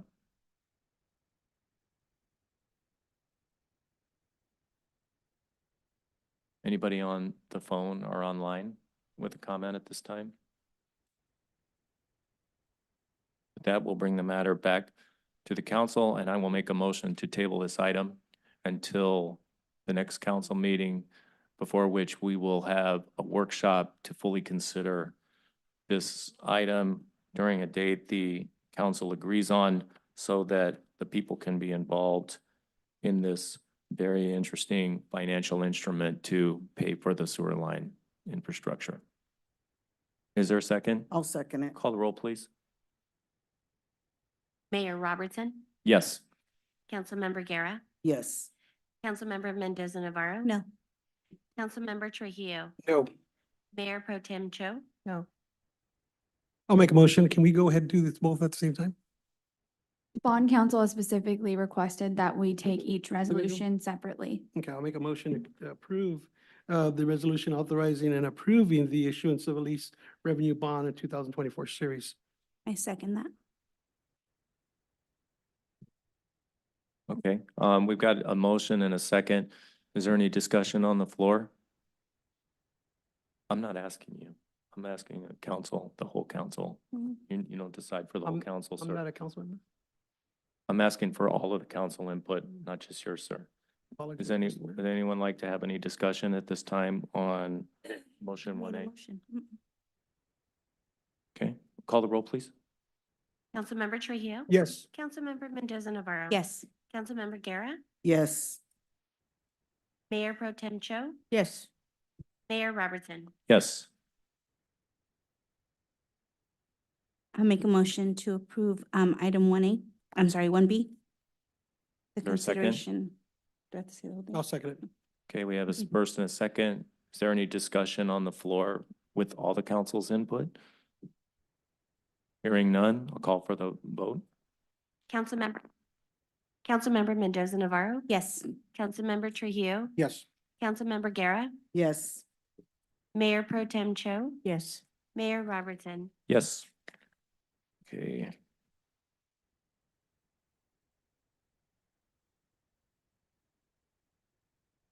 Next item. Item 2, consideration of a resolution awarding contract to HPS Mechanical, Inc. for the Clarkson Lift Station Improvement Project. Thank you, Mayor, members of the council.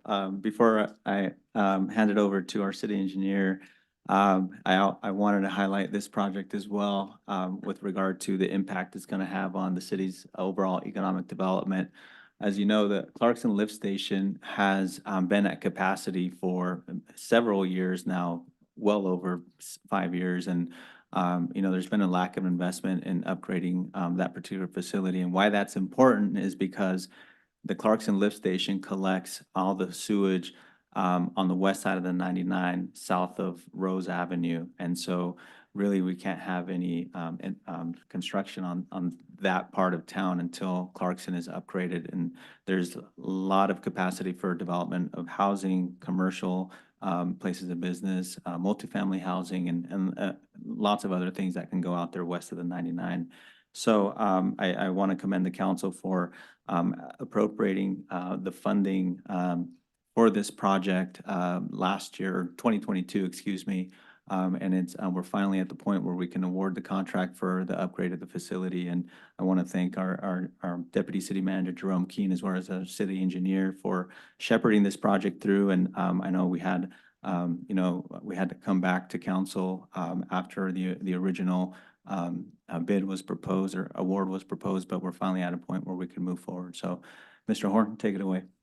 Very much. Mr. Mayor, members of the council, this item is consideration to award that Clarkson rebid of the Clarkson Lift Station Improvement Project.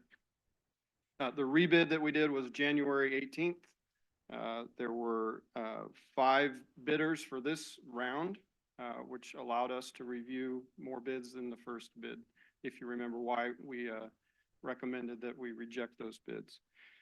So our staff reviewed each of the apparent low bidders. The first apparent low bidder had a document missing from their bid, which rendered that non-responsive.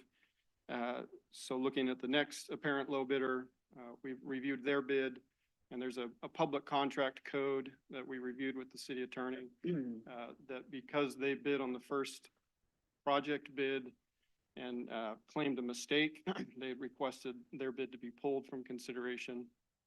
They're no longer disqualified from bidding again on the same project. So we reviewed that and had to disqualify that bid. So tonight we're recommending that the third apparent low bidder, we reviewed their bid, reviewed their documents, and found those to be responsive and responsible. That bidder is HPS Mechanical Incorporated. And their bid is 2.6 range, and we're recommending the contingency for this project to be funded as well, like every other capital improvement project. If there's any questions, I'd be happy to answer those questions. Thanks for that. Does council have any questions for the city engineer? Okay, I have some questions. Sorry about that. Come on back, just a couple. So just a question on Yanes and construction and Sierra construction and excavation. It appears that the Yanes construction was the low bid on this in terms of just the face amount, but they didn't have the financial guarantee. Is it the practice of the city to open bids without bid bonds? Presumably they didn't enclose a bid bond. Correct. So we don't know what's in the packet until we open them. So the specifications that we publish with the notice inviting bids lists the requirements that must be submitted with the bid. Those are all submitted in a sealed package to the city clerk. Mm-hmm. And at the bid opening, city clerk opens each envelope and just reads the number, reads the contractor and the number, and we answer any questions from any of the contractors. Then I take it back to my office and we go through every document and we review what was in the package against what the specifications require, and then provide a summary and a recommendation. Was that a mistake on Giannis's part? They just messed up? Okay. Sierra Construction, they didn't know they couldn't bid again?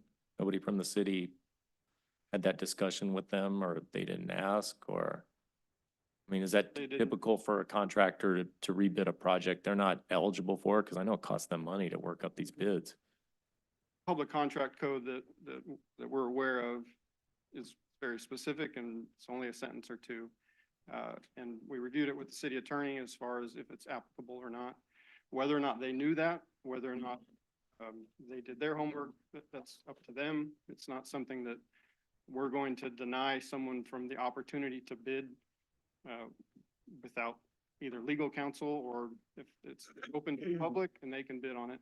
At that point, once we open it and review those bids is when we have to make that determination. Interesting. Has that happened before in your experience? Not in my experience, not for this specific. How long have reason. you been in city engineering? I've been an engineer for 20 plus years. 20 plus years, and this is the first. Kind of caught me by surprise too. Not only one, but 2 whose bids, and they were the top 2 bidders. Okay. I have a question.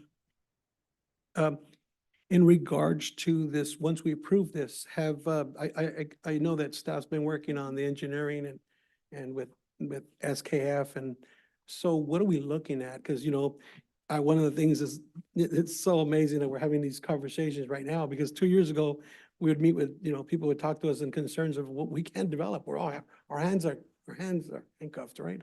So the question I have for you, so people can, developers and people with interest in the west side, a lot of our meetings and approvals, they have a lot of impact, right? So the question I have for you is, as we were going through all this process, I assume that the city of Selma and SKF and everybody that's in play has already drawn up some plans, or they've got approvals. Am I assuming that being correct, or? Lift station? Yeah, Yeah, the plans were prepared and approved by SKF. good. For the Okay, lift station. that's the question I had. Okay, so second, so once we approve this, you already have an approved plan. They have it, they're gonna go full blown, just start working on it. Yes. What are we looking at? When can they start getting the shovel? So it's in the specifications allow the contractor that's provided the contract. The next step is providing that agreement to work if the council agrees and awards this contract. Our office then begins the contract work with them, providing the contract document. And they have a certain number of days to sign that and get it back to the city. And I want to say it's 45 days. Our office starts tomorrow, communicating with them and working out a schedule. So And I entrust that that this is so important to us. You'll be coming back and feeding us, giving us back the information. yes. Okay, thank you. So just walk me through the process again on this Clarkson Lift Station project. This will unlock the development on the west side, correct? Increasing the capacity? Correct. I can get into technical details if you want, but the sewer lift station that's there now, there is 2 small pumps and 1 wet well. And these plans are creating a duplex system with 4 different wells. So we're creating this capacity. So currently there is flow coming into the lift station. There are pumps that are pumping it to SKF, but they are at capacity or near capacity. So we cannot allow any other developers to add more effluent to this line until this is enlarged, doubled, added capacity to it. Once this project, if awarded and goes through construction and is completed, now you have 4 large pumps that are ready to accept additional effluent. At that time, then through the development department can accept new applications and award new projects. And was the partnership with SKF, of which the city is part owner, SKF, was it a productive one ultimately? Did it work out? The plans got approved. We enjoyed working with their engineer. They had third-party engineers. As an engineer, it was good to go through that process. It did take time. I know that you awarded or set the funding back in 2022. This is a complicated project from an engineer standpoint. Yeah. And so at least for my office, working through the plan check process, working with SKF, trying to get the plans approved, it takes time, but we did our best to try and work with them and ultimately did get the plans approved. And there are several projects that are waiting to go that are contingent on this upgrade being completed. Is that correct? Several new residential projects. You have more than just residential projects. You have a couple commercial projects as well on the west side of town that are looking towards this project being completed.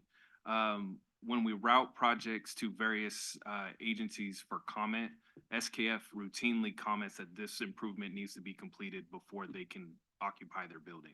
So we have at least 3-4 projects on record that have comments that say, apart from installing a sewer lateral along the frontage, this improvement needs to be done before you can occupy. So yes, there are multiple projects that are waiting for this to be completed.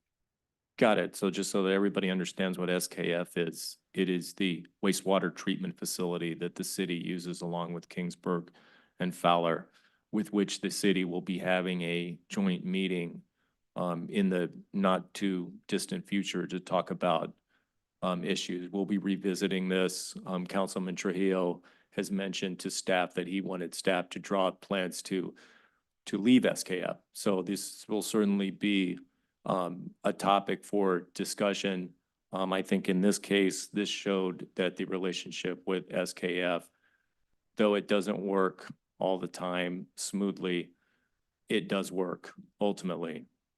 So just wanted to mention that since the councilman mentioned that this was an SKF project that they were involved on this, and Councilman Trio has been on council for going on 7 years now. So he's Point- well, point of and I believe he clarification. even sat on the board at some point. Point of clarification, we can go through this, but at the end of the day, this is an investment for this community. We have elected leaders that have been here for more than 12, 15 years. Decisions we make impact our community. School districts right now in the city of Selma have low rate of students. Why? Because we have apartments that are not built. We have houses that are not built. ADA's dropped. So when you look and you have a developer like Farney the Farney people saying, hey, our hands are strapped, we can't build. When we have people that wanting to come to our community and they can't build because their hands are strapped, you don't look at what's going on with the city, the municipal government itself. You got to look at elected officials. If an elected official doesn't have the foresight to have the future and have the investment and the risk to put into the ground, think of this. You have 12 years. You have 12 years. People here that have been sitting in the city council for 12 years. And they don't elect to budget to put a sewer line or to enhance a sewer line that will help the city. Don't lose focus on what the city needs. The city needs to develop, needs to grow. It's an impact. It impacts the school districts. When we don't build houses for the last 12 years, it impacts the school districts, it impacts the city, it impacts the community. We have investors wanting to die to come to the community. It's not us, it's not the city staff. It's the fact that our leaders did not invest in the development. We're investing in infrastructure. And I'm gonna say this, the last 2 years that Councilwoman Blanca Navarro and Bev Cho have come to, we have been investing in this. And I am not here to point fingers, but I will say this, I commend you for all the hard work you guys have been doing, the city staff, because at the end of the day, it's not about me, it's not about the mayor, it's not about nobody else, it's about our community. There's a big impact. It impacts our school districts, it impacts our police department, it impacts our city staff. So when we start talking, don't get involved in the little stuff. Think of just this. Today, we have approved a bond that's gonna bring development, it's gonna unlock the developers to build homes, it's gonna we went from a $14 million budget to a $22 million budget.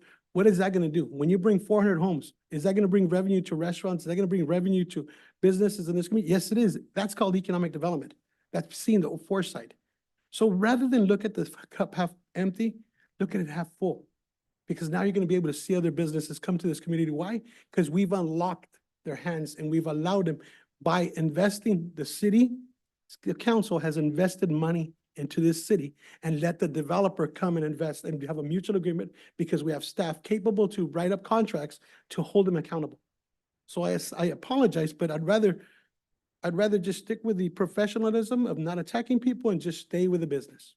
So the councilman has said he's a visionary, but we've all seen that his signs and the support, financial support for his campaign resulted from one of the developers who benefited from the passage of the project tonight. So of course he had an interest in that. He didn't recuse himself. I gave him 2 opportunities tonight because I missed the roll call to recuse himself from that vote. He chose not to. That's up to him. That's not up to me. But in terms of vision, you get these broad statements. You guys are smarter than that. I am you.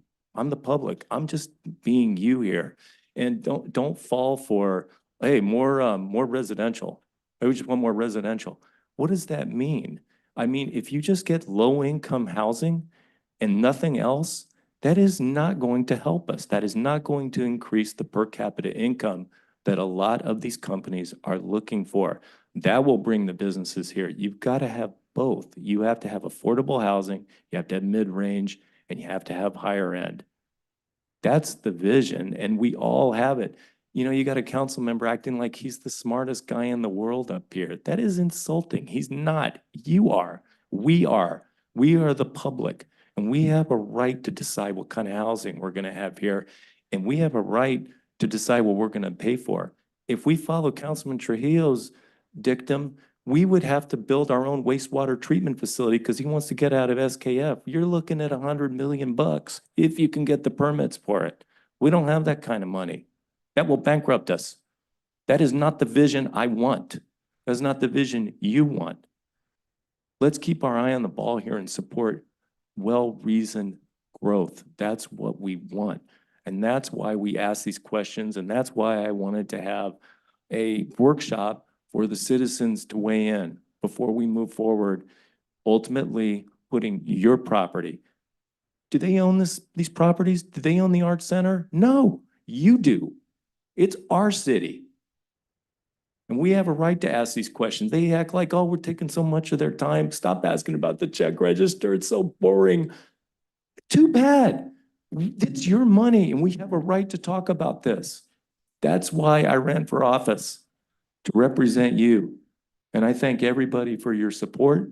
And I thank everybody for your respectful listening to me like I We listen need to get to back them. on the agenda agenda item, item. please. Okay. I have a question, Mr. Horn. Sorry. Getting back to the project. No disrespect. Anyways, you mentioned about installing 4 additional wells or, We call them wet wells. Wet That's wells. the actual Okay. hole in the ground. Yeah. There's multiple pumps in those holes. okay. So my question is because we do have development on that side, are we installing enough for these developments and some? Because what we're talking about here is, okay, we want to blame people from the past, but we're not doing that. I'm not doing that. What I'm asking is, I don't want to be in the same position that if we have projects and that we're installing 4 wells, that's still not going to be enough. So again, we're going to cut ourselves at the knees. Are we doing our due diligence to make sure that we have enough capacity for all these projects and some? So from a technical standpoint, SKF is Mhm. responsible for doing a master plan Mhm. document for the entire city, scope of influence, working with the planning department, looking at future development, I don't, Jerome can say how many years in advance. They're the ones that dictate the ultimate flow of sewage that will be coming down that pipe based on that master plan. That's what the construction documents are based off of.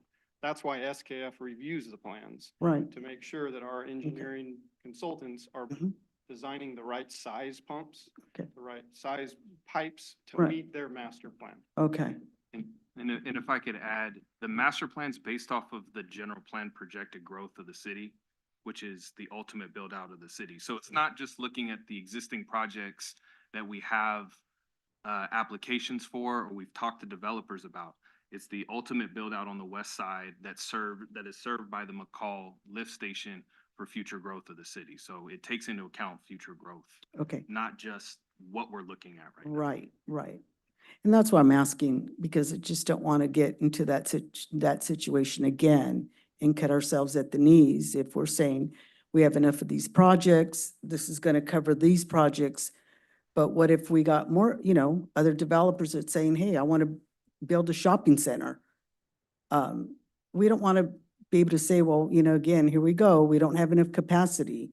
So that's why I'm asking, do we have enough for the projects that we have currently, plus if we get additional future projects? That's my question. So it's based off of that master plan. From Okay. Thank you. Other questions from council? Do we have anybody from the public who would like to ask any questions right now at this time? Have anybody online or on the phone?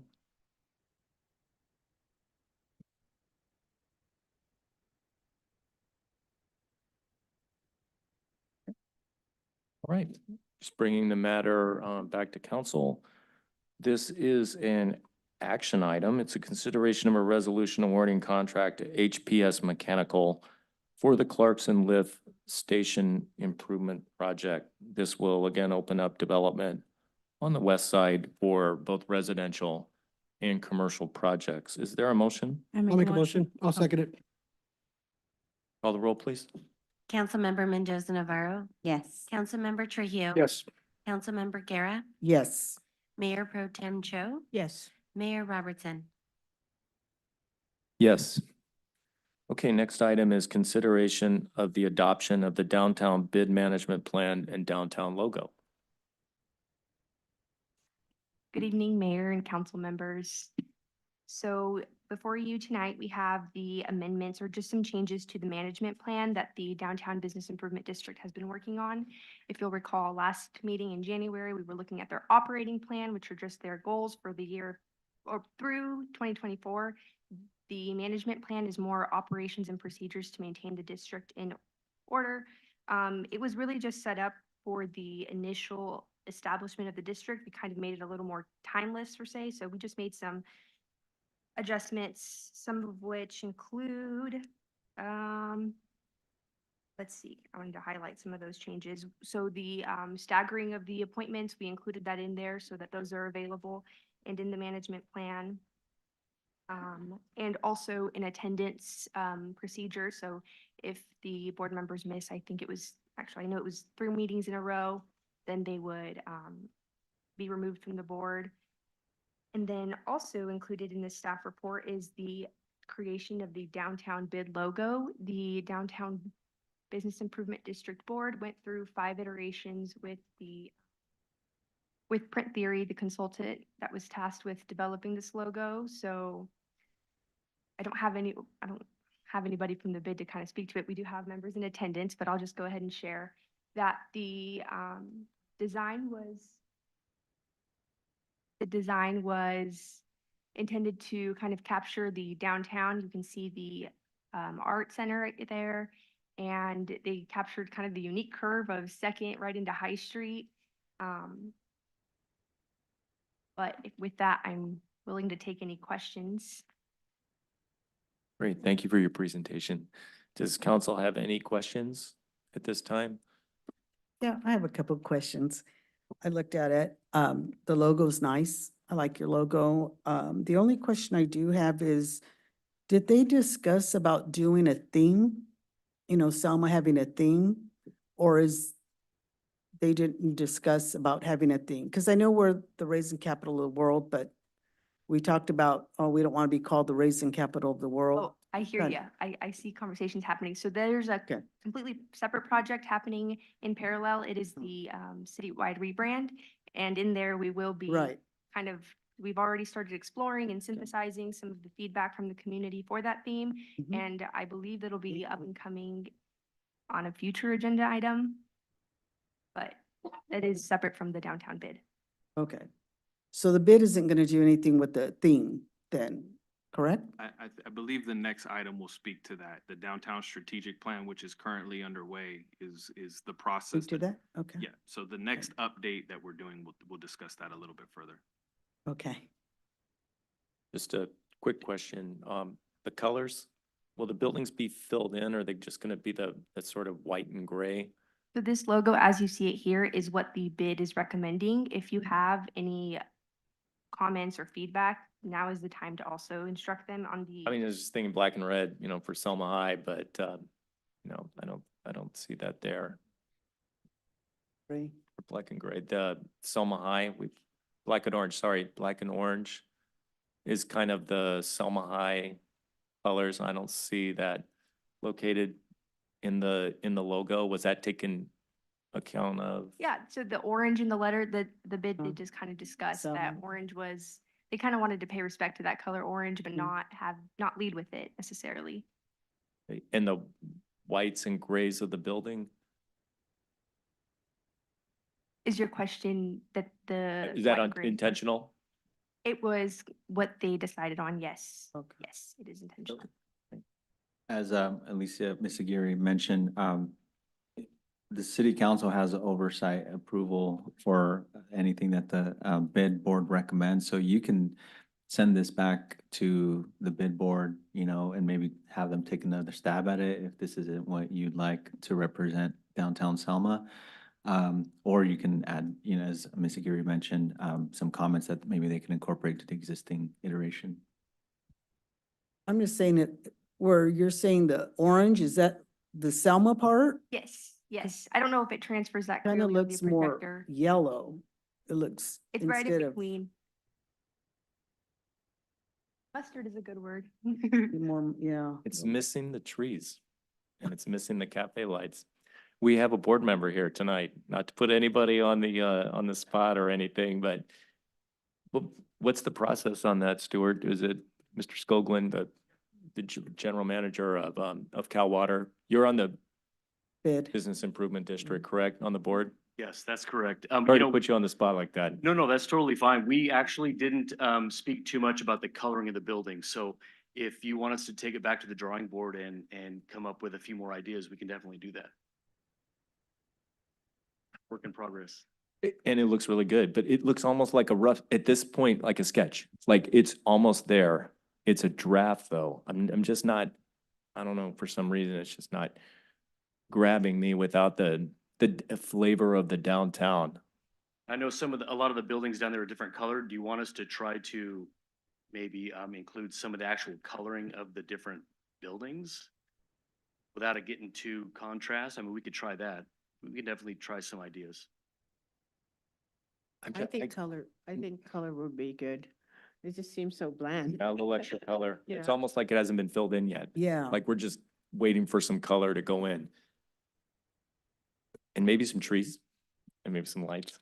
I mean, it's got your setting sun to Yeah. the west and the mountains, and then you got no pole, no street light. It just doesn't seem complete to me. Okay. Yeah, we can definitely keep working on it for It's, sure. it's a great draft though. I mean, it's looking really good. It's getting there. Appreciate all your Yeah. work on that, you guys. Great job. Mhm. Do we have council consensus on this to send this back to the drawing board for another More draft? color. Yeah, for a little more Color. color, more detail. Detail. Again, council good with that? Okay, any public comment on this matter? Please come forward if anybody has anything they'd like to say.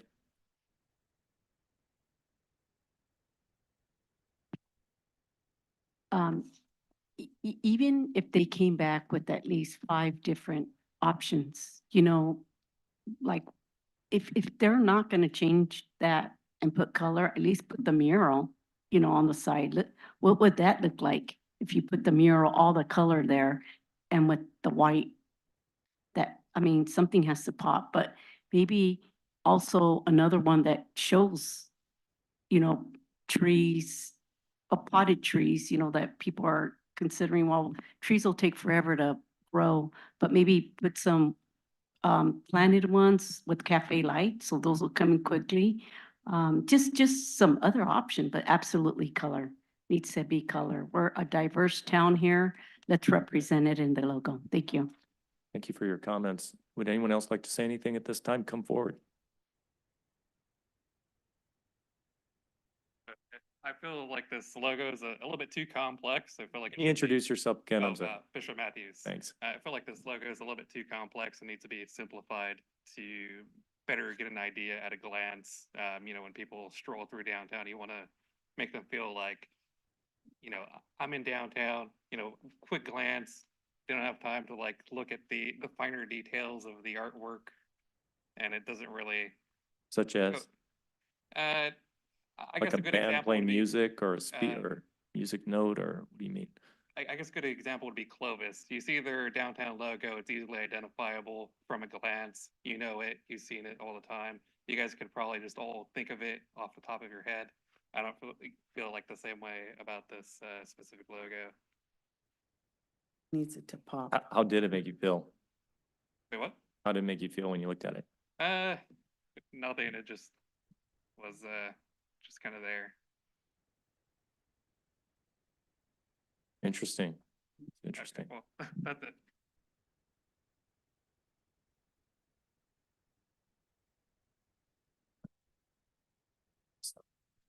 Any other public comment about the logo?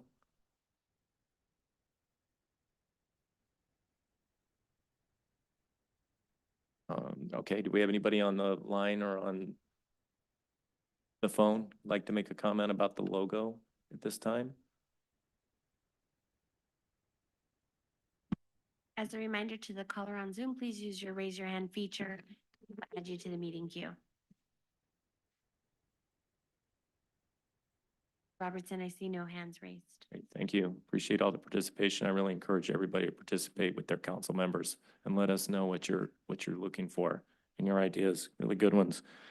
Okay, so we're gonna move that, that's gonna go back. Do we need a have a quick motion question. to? I have a quick We question. are, but we done with this Um, item yet.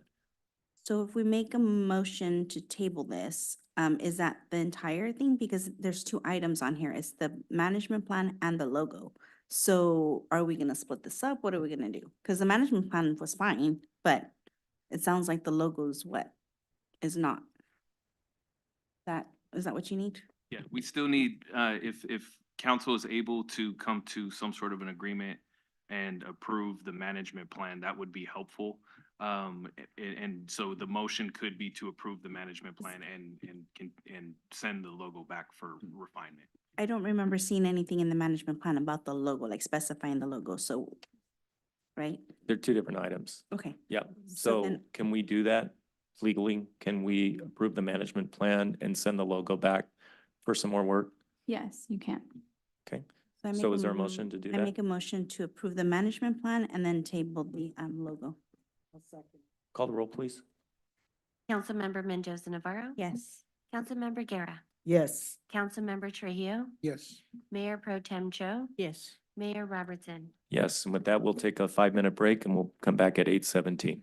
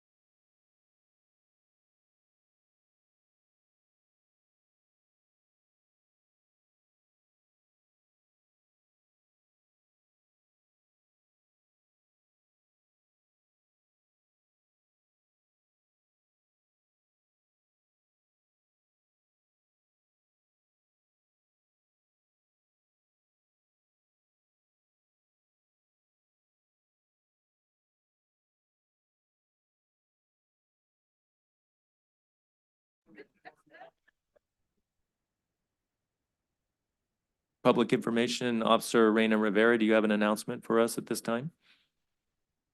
Yes, thank you, Mayor.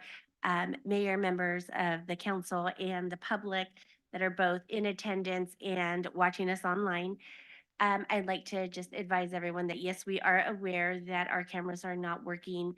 If you were able to log in early on the meeting, both the cameras were working. And sometime during the meeting, I'm not sure at what specific time the cameras did turn off. We did double check that the audio is working perfectly.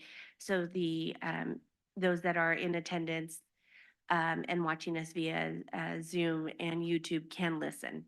There's no legal requirement that we stop the meeting at this point. There is no legal requirement. Okay, thank you. And with that, we'll move on to our next item, which is a discussion regarding cafe lights along the High Street in downtown Selma. No. Mayor, Or you we- skipped an item. Sorry. Our next one is item 4, which is the downtown strategic plan update. Thank you, Mr. Mayor. This update will also be given by our Economic Development Manager, Alicia Aguirre. Thank you. Hello again. I just wanted to provide a quick overview about the scope of work that's being done with the downtown strategic plan so we can all kind of understand it and get a better idea of what's being done and what's to be expected when the plan is complete. So just to kind of paint the picture and start the timeline off, in November, the contract is awarded to Ramey and Associates. And then we went ahead and had a kickoff meeting in late November, early December. We kind of continued those discussions and we really worked to provide them as much information as possible in their data requests. So that included just publicly available sales tax data so that they can complete their market analysis. All of the NICS codes for the downtown businesses, the boundary maps, GIS data for the downtown, so that they knew what the composition of the downtown area was, what kind of businesses currently reside there. And so they are contracting with EPS to get that market study done, they being Ramey and Associates, the lead consultant. And then just recently in January, we had a stakeholder meeting. We had a round of stakeholder meetings. They actually visited Selma and they came down and participated in a workshop with the Downtown Business Improvement District. They provided an overview to the board and explained to them what they can expect from that process. And they had a discussion about strengths and weaknesses in the downtown, identified what kind of barriers existed, what kind of things downtown Selma did really, really well, just to really kick off that SWOT analysis.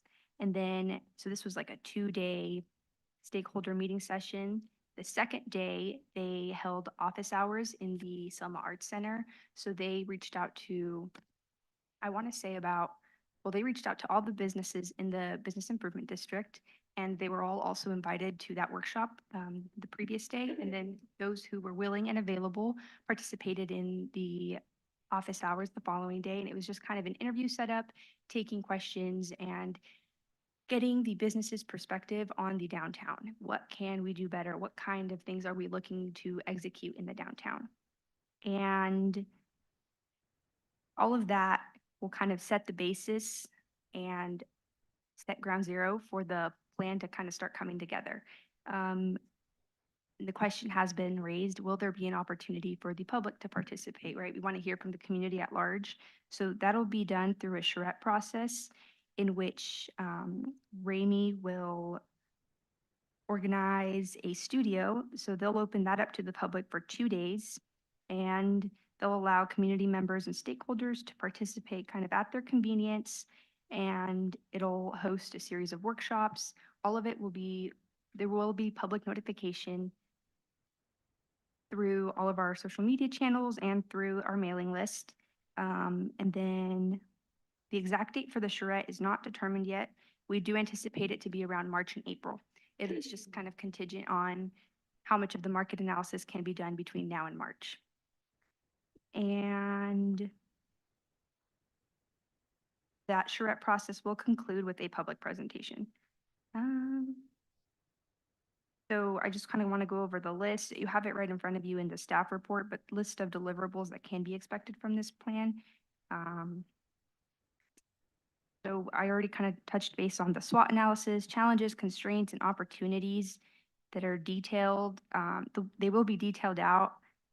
That includes physical and economic challenges, any constraints that can hinder revitalization in downtown Selma, placemaking strategies, gateway treatments, street configurations, public plazas, shade canopies, any opportunities for any of that will be outlined in the strategic plan. Branding and marketing strategies, I believe it was Councilmember Guerra that asked about a theme. That'll be within the scope of this plan.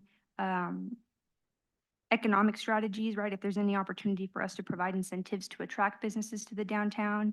And then also bid capacity and utilization strategies so that we can activate the bid and make sure that they are kind of carrying these projects to execution, and then implementing measures that are based off of kind of reality, right? Our economic analysis and our infrastructure assessment. And then I want to provide some sort of timeline so that we know when to expect these things. I already touched base on stakeholder meetings that happened late January. They're ongoing. So anybody who was not able to attend but expressed interest in meeting with Ramey, they're still conducting over the phone or Zoom interviews. And then the charrette should take place around March or April. And then it'll be about a 2-month window before we get a admin draft. And after the admin draft, there will be a public draft. All of that will come to council, come before council. And then it'll be a public draft presentation. And then expect the final downtown strategic plan to be around August 2024. And with that, I will take any questions. Great, thank you for your report. Does council have any questions at this time? Do we have any comments from the public about the downtown strategic plan update? Come on up.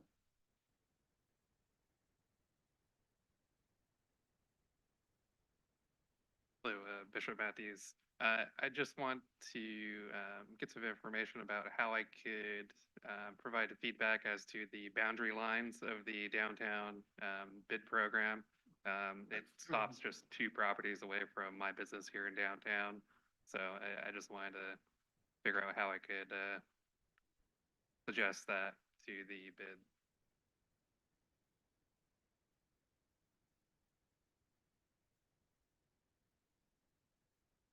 The actual boundary of the bid is because it's like an assessment that is established, it would have to be in the management plan. So the management plan is the one that kind of, for lack of a better word, codifies that, that boundary. It would have to be an amendment to the ordinance that originally passed the bid. I believe, city attorney, you can correct me if I'm wrong. Correct, and there may be some additional procedures as well because it would add an assessment onto additional properties if you were going to expand it. So it would probably be a little bit more than just an ordinance amendment as well. It would require some sort of 218. yeah, voter approval type. So that's a question for people who do feel like they weren't included in the original boundaries. And let's face it, it was our first time doing it. So maybe we didn't get it right, you know, maybe there are some areas that should be part of that. So it's great that there's interest like this from business owners who want to be part of this bid. What would are they still allowed to go to the bid meetings and participate? Just, you know, they don't have to pay an assessment.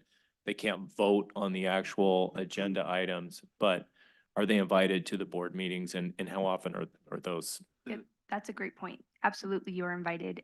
Everybody, it's a public meeting, so they take place the 2nd and 4th Wednesday of the month at 5:30 here and in the council chambers. Right here, right where we are.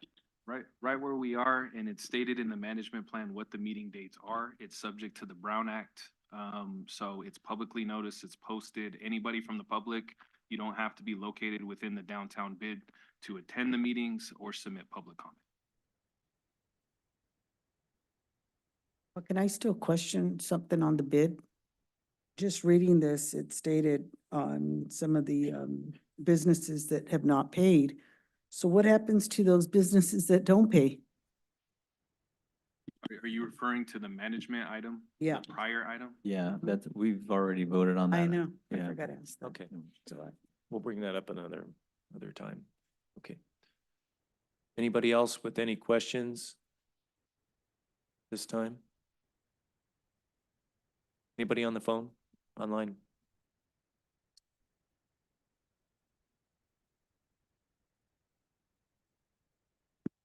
The information that you guys were provided, where can we get that? Is that for the public as well, what you're reading? Yeah, the agendas are published I know, but online. for this, what you're reading, people that haven't paid and all this other, For the management. yeah, is that on the website? The management plan is part of the packet. Okay, Yeah. perfect, thank you. Yep. Anybody else? Okay. This is a discussion item, so there's no vote called for on this. So now we will move to the discussion regarding the cafe lights along the High Street in downtown Selma.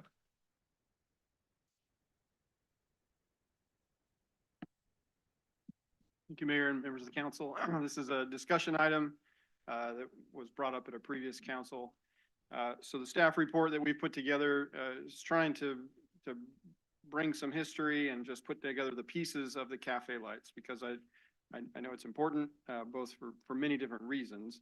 The aesthetics of it, the safety of it, and how we move forward with the lights. So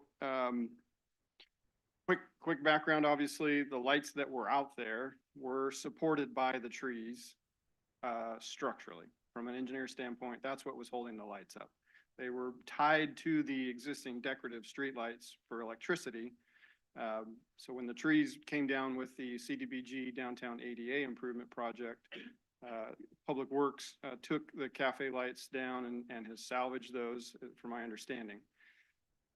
First question was, can we just put the lights back up? So my office looked at it. We looked at the decorative streetlight fixtures themselves. They're cast iron, old fixtures.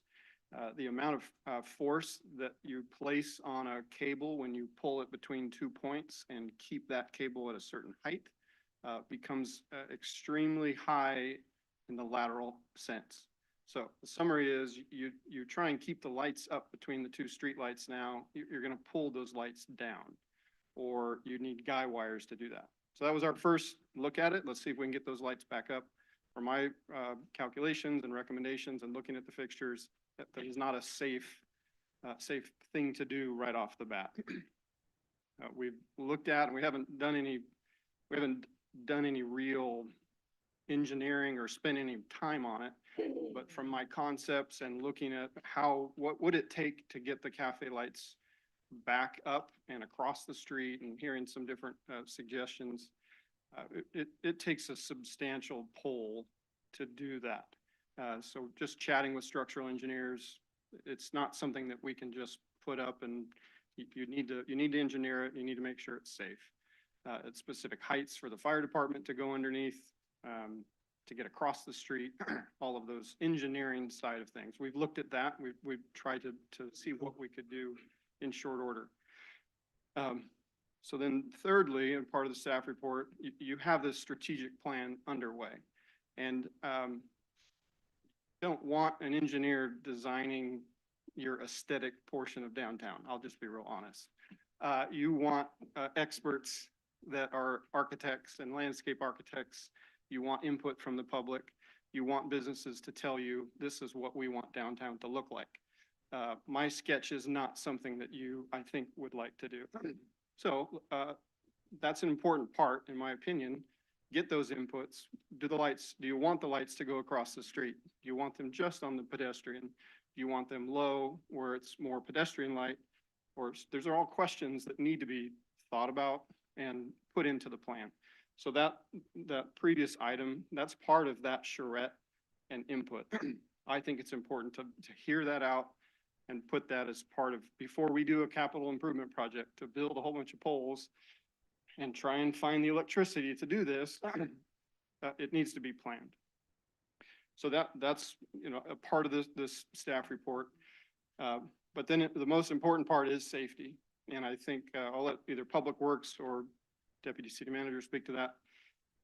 they're changing the bulbs. And I think they've already changed some bulbs on Tucker Street. The bulbs that are downtown now in the decorative streetlights are, it's like a halogen bulb. They're older and they're not as bright as what can be found today. So the replacement kits that Public Works either has on order and is working on changing those lights. They're LED lights. They have multiple settings. There's a kit that they have to put on it that converts the electricity and the availability for LED.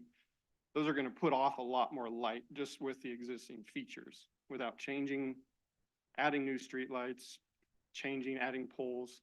From a safety standpoint, that is my recommendation that be done now with, while you're working on the strategic plan before you make some real changes of putting poles up.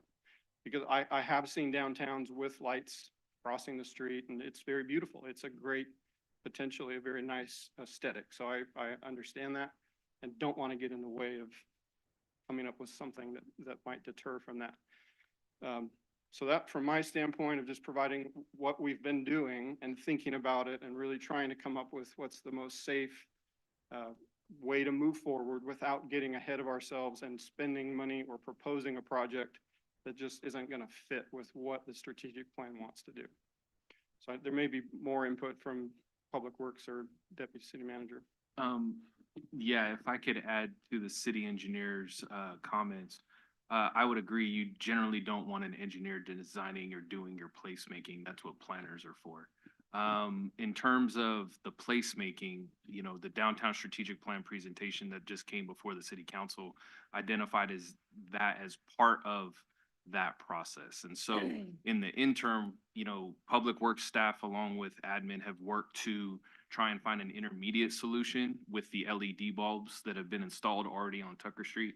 I don't know if people have gone outside and noticed how much brighter it is out on Tucker Street with the new bulbs. We have a couple of images that I took in terms of what Tucker Street looks like versus what High Street looks like with the new conversion kits. So the staff report identifies that each kit is about $800. And we've ordered those. We plan on replacing those this week on High Street when we receive those bulbs.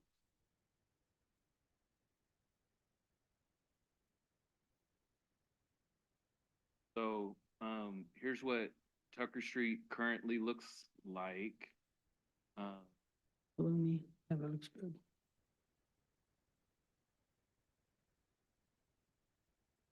So the top one, right? All of those were replaced with the new LED bulbs. All right. I have a question. So that's Tucker Street. If we could flip High Street.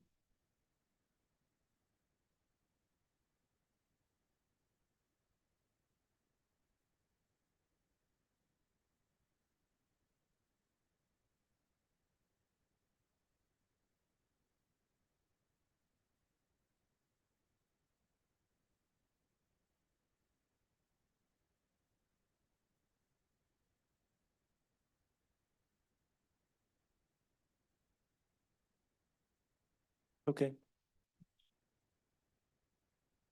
So the idea is Tucker Street is brighter with the LED bulbs. What they're saying. Let me speak up real quick, just so everybody understands. The bulbs on Tucker Street have already been replaced with the new LED bulbs. The bulbs are adjustable from 300 watts down to 150 watts. There's 3 settings. What we're doing, Mr. Mayor, is we're gonna replace all of the bulbs in the candlesticks and the Hollywoods, the double lamps from First Street on High all the way across to Lincoln Park. There's a couple of them that are on the corners, we'll call it the northwest and the southwest corner of PD and Cal Water's building that are out. Those are gonna get replaced. There's a couple of them flickering right at the corner, around the corner where the parking is at Lincoln Park. Those will also be replaced. What we're trying to do is give an option to council to see what the new LED bulbs will do to help light High Street area or the downtown area that's in question. But just so that council knows, there is existing infrastructure that is already running through the tree wells down High Street. That was part of the original trees and the plugs that were there for the cafe lights. So we're actually looking at options right now to possibly tap into that existing infrastructure instead of ripping all the sidewalk out and putting all new conduit in. The conduit's there. We just need to pull new wire through it. Possibly plant new trees in the tree wells so that we have the trees back with watering tubes that allows us to water them without the sprinkler infrastructure. We can do it with a water wagon or a truck. But at that point, we have an option of putting tree well lights that are half round lights that actually shine up through the grates around the trees that light the canopies, but also give ambient light to the sidewalks. But I'm also looking at the possibility of a few bollard lights down the sidewalk, in between where the trees are. But this is something that I'm also trying to work with Alicia, the downtown committee, like all of that, to make sure that we're not spending resources and time looking for something that is exactly what was just said by assistant city manager, that's not aesthetically what you're looking for. So in the interim, we are changing all those bulbs out to the LEDs. You will see a difference by the end of this week down High Street from First Street all the way across Second. So that's kind of our first step to give you light, to kind of see if that's going to help the situation. What can we add to that? A CIP project for what we're talking about doing is something that I think is going to be kind of cost prohibited. I mean, we can definitely discuss that, but there are other options that we're looking at, just to let you know. So I have a question. Yeah. I mean, can- Go ahead, go Okay, ahead. well, now you're talking. Okay, because I had people, contractors, tell me that it is an easy fix. Okay, they can use boxwood, like planters, that they're considered like planters. They said they have them up in Visalia area. You could see them like towards, I can't remember what other place they told us to go look at it. But you plant and you can put a pole. If you don't put a tree and you don't want to decorate the tree, I mean, you can put a pole into that, and that's easy to remove. You can remove that box. If say we decide to plant trees, or say the strategic team says, oh, well, that's not part of our downtown look, well, we can move it. It's pretty easy fix. I just think even if we're not going to wrap the lights like we did in the past, we wrapped them to the trees. What if we just swing them to just to the side to help, you know, make it much more inviting? Because that's what they're saying, that we're losing that nice inviting look, that they looked so sharp when we had the lights and the trees. And I get it, you know, we had issues with the trees. From my understanding, they said it was only 3 trees, but they wiped them all out. I mean, I wish we would have just fixed the 3 trees that were there instead of taking everything out. But, you know, I mean, that's here and there. We can't go back. I'm just looking for some resolution now, just to make it a little more inviting. I get that you're going to replace it, but that isn't going to make it look inviting. I mean, it looks gloomy, just like everybody's saying. That's what the citizens are saying. That's what they're complaining about. We're just trying to make it, you know, nicer, much more inviting, because we're about business. You know, we got businesses coming in. There's businesses coming into our city. We don't want them to look and say, God, this looks terrible, you know? We got to help support that. If not, they won't make it. They'll leave. So that's kind of what we're looking at, you know? Understood, Madam Council Member.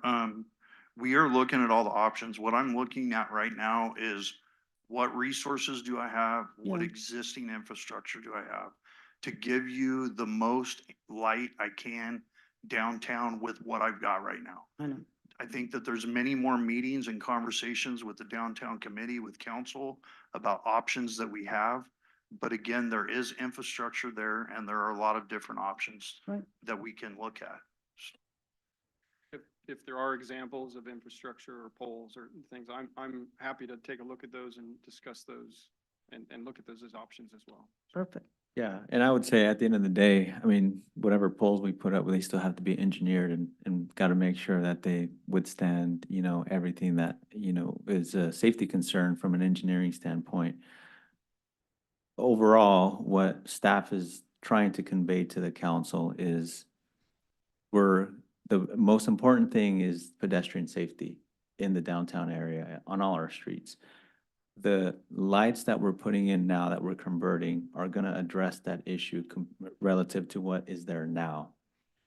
It doesn't make sense for us to spend a lot of time or money or resources engineering something that's only gonna be temporary when we're very close to determining with the rest of the community, what is the look of downtown that we wanna have, including the lights, and pedestrian safety as well at that point.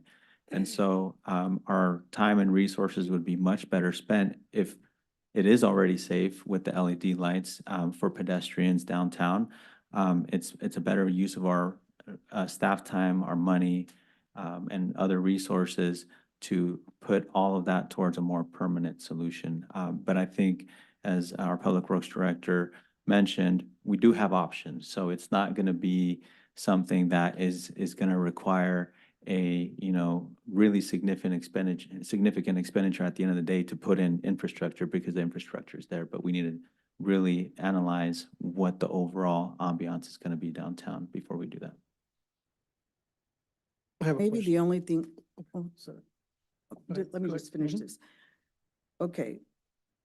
And we're talking about strategic and what our downtown wants to look like. But again, we're talking, when are we gonna see results? That's the question. It's like, is it gonna be this summer? Is it gonna be next summer? What's the time frame? Because we've been waiting, people been waiting, just like they've been waiting for the music downtown. Where's our music? So we keep singing, I mean, it's like we're singing the same song over and over. They want to see action. They want to see results. So that's all I'm asking. What's the time frame? To answer your question, Councilmember Guerra, the staff report mentions that the LED replacements will be completed the week of February 5th. So this week, that's your time frame. And we were waiting for those conversion kits to come in because they are on back order. It's not something that we can just pick up off the shelf at Ace Hardware, but the staff report does mention this week. Right, that's the LED lights. That's to replace the bulbs. But we're talking about the cafe lights. That's what we're talking about. Right, so I think you just heard an update as to the progress of the downtown strategy, the strategic plan. Okay. And so Ms. Aguirre mentioned within 2 months, I think we're gonna have a pretty good concept, if that's the timeline that I understood. Months? I think there were some items in terms of public outreach in March and April. They're conducting the SWOT analysis, which one of the opportunities would be utilize some of the existing infrastructure that the Public Works Director identified. Right. And that would be incorporated into the plan to help identify options for the downtown area, maybe at a reduced cost than what was originally envisioned if we had to pull wire or make significant improvements, trenching or other things, tear out sidewalk, whatever, to run wires. So the strategic plan is utilizing, information available to identify concepts for what will be eventually the theme and what infrastructure can be installed out in that area, utilizing some of the strengths that are out there, existing power, existing tree wells, what have you. Mm. Now, we'll have a public, if I'm understanding the question, the public review draft, I think, is anticipated somewhere during the summer. So we'll have some idea of concepts, but that also kind of coincides with the budgetary discussion with capital improvement projects with the adoption of the 24-25 budget, where funds would have to be allocated at that time. So the council would have an opportunity to at least have a placeholder for budget for downtown if we have enough information to do so. But as the economic development manager, Gary, stated, the downtown strategic plan isn't anticipated to be completed until August. But we should have information before then regarding some concept, some public input of what the downtown look will Okay, be, but see probably that, by the summer. my next question, okay, and I get that, but you need to bring something to us sooner because we want to be able to include this in budget. We don't want to wait till after the fact because this is something that we've all talked about, we've approved, and we want to move forward. That's what we're saying. I think we passed the lights last time. We passed 60,000 in the music. So we've approved this. I think that we were all pretty unanimous that we'd like to see the downtown look nicer. So what I'm asking is why can't you bring this to us sooner so that we can make a decision and we can include it in the budget? Again, Councilmember Guerra, we're developing a plan and it takes time because there's a significant amount of community input that's required to develop a downtown that everybody wants to see. And we can't just pull out one element of the plan, just because, it goes with the rest of the plan, right? If you look at, other downtowns that have a coherent placemaking strategy, they're not piecemealing it. It's a comprehensive plan, and that's what we're shooting for. There's nothing that keeps us from making improvements now like we're proposing, but at the end of the day, there's nothing that says that if we don't bring it during budget time, that we're going to have to delay it, a long time after, but we can bring it at any time, and that time has to be when the plan is completed, because then it's gonna be piecemealing and it's not gonna serve the community the way it should. Okay, I'm just saying, instead of defeating the purpose, because we got people that are looking at our downtown that are wanting to come here, businesses that want to open, why don't we want to be inviting? Why don't we want to look nice? I don't think it's going to cost that much. We're not talking about millions of dollars. I mean, we have some lights. Why can't we just use the same cafe lights we had before? From my understanding, Public Works they have them. We don't have a way to mount them, Adam. You don't have a what?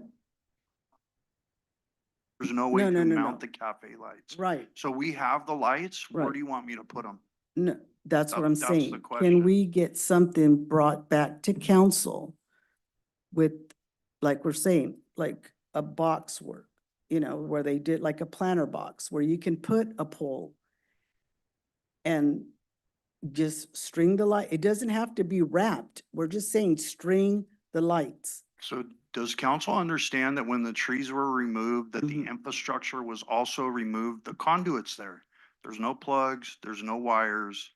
So again, we would be kind of like city manager said, piecing it together. It's not, Okay, so we're trying to be as, I don't want to use the word frugal, but Mhm. I'm trying to use what we have existing without a huge cost impact. Sure. And we're very limited with what we have right now. right. So again, we're watching videos, we're looking at different vendors. I've taken some videos and looked at other cities that have put in different types of lighting, bollard lights, cafe lights, Mhm. tree well lights. We're looking at every option right now. The problem is right now, like the city engineer had stated, even if I could get them plugged in somewhere, I don't have anywhere unless we put temporary trees, which if that's an option, that's definitely, I mean, again, there are several options. Okay. I think that another discussion, we need to discuss this further, like what would the preferable temporary option be? Mhm. Because as the city manager spoke, we're developing this plan.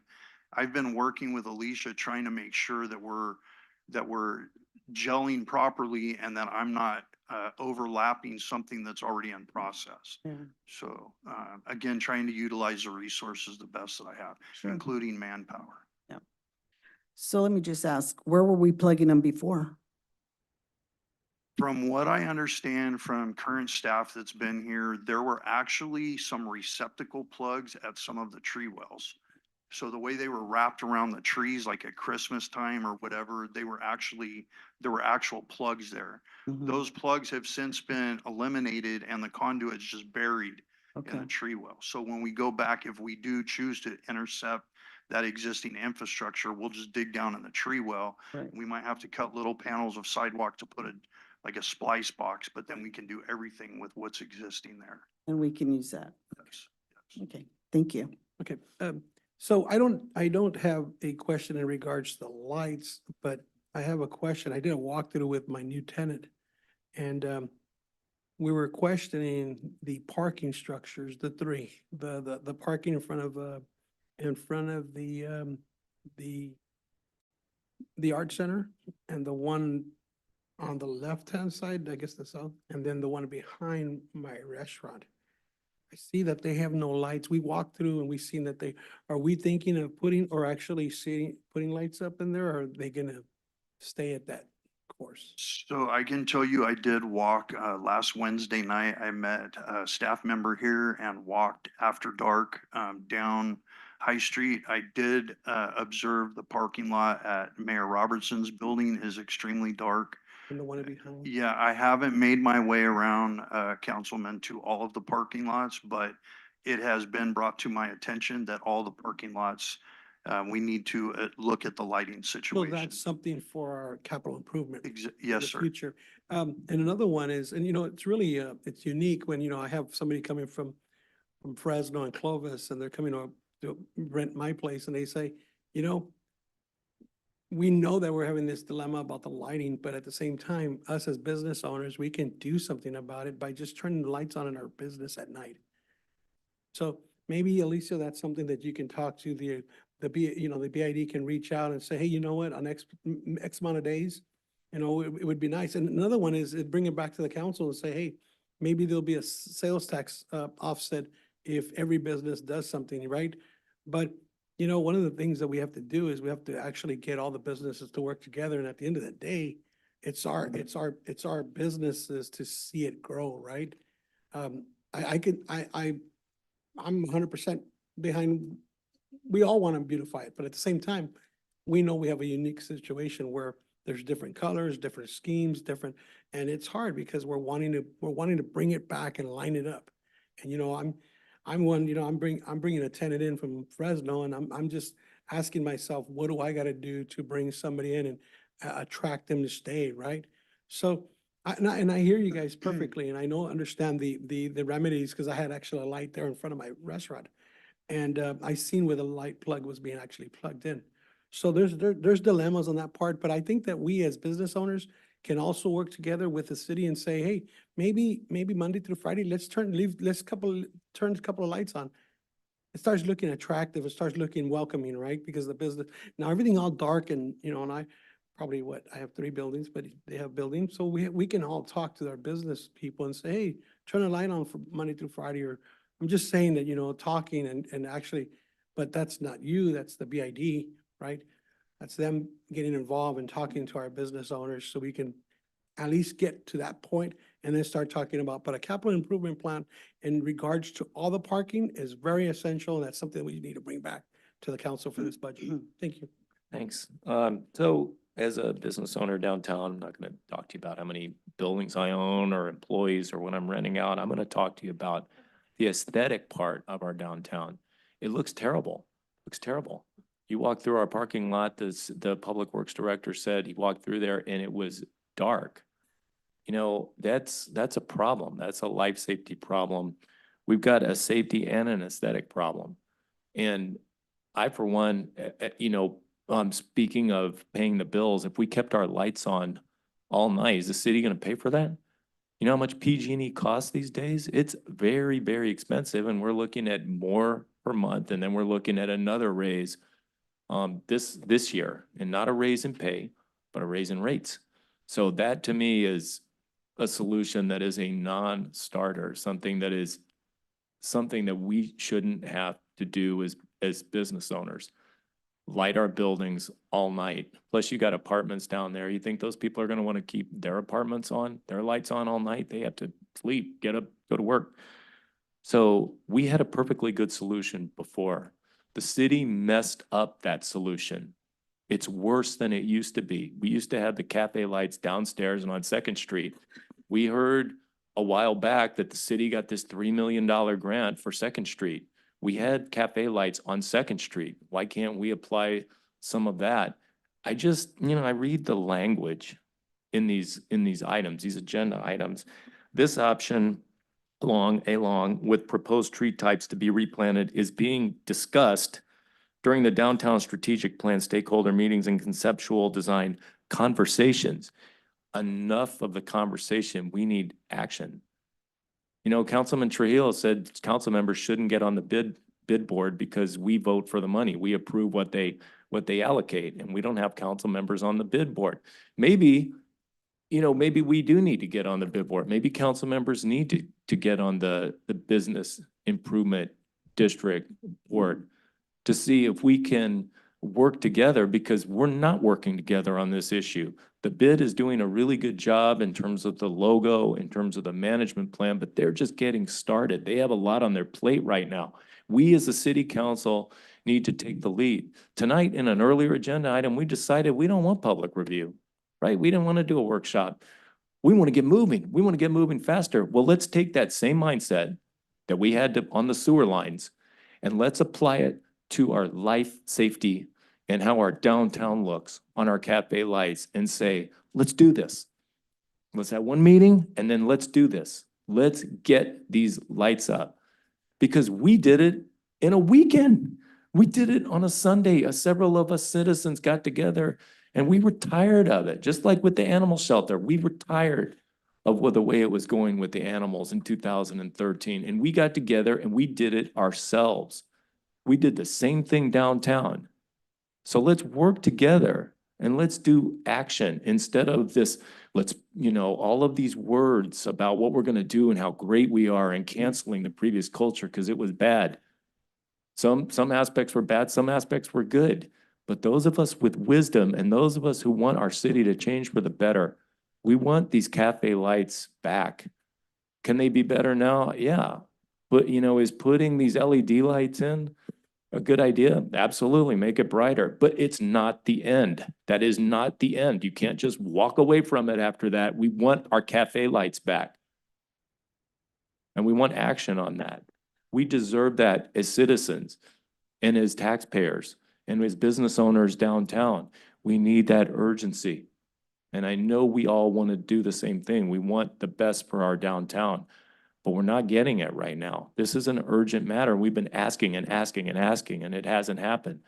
So when we propose items for the next council meeting, I'm going to propose to open up the budget, because we've been doing that a lot lately. We've been opening up the budget and approving capital budget items. I want more trees. Let's put trees back. Let's put them back. What did we hear tonight? The trees supported the cafe lights. Ergo, let's put the trees back. And then we will have the support for the cafe lights. And we can work with the bid on that. It's not like we have to do that in a vacuum. We can all do it together. Let's get that urgency. Let's get those cafe lights back, and let's do it even better than it was before. Let's do it on Second Street. Let's move to Front Street. We can do this thing, but let's get moving and let's do it.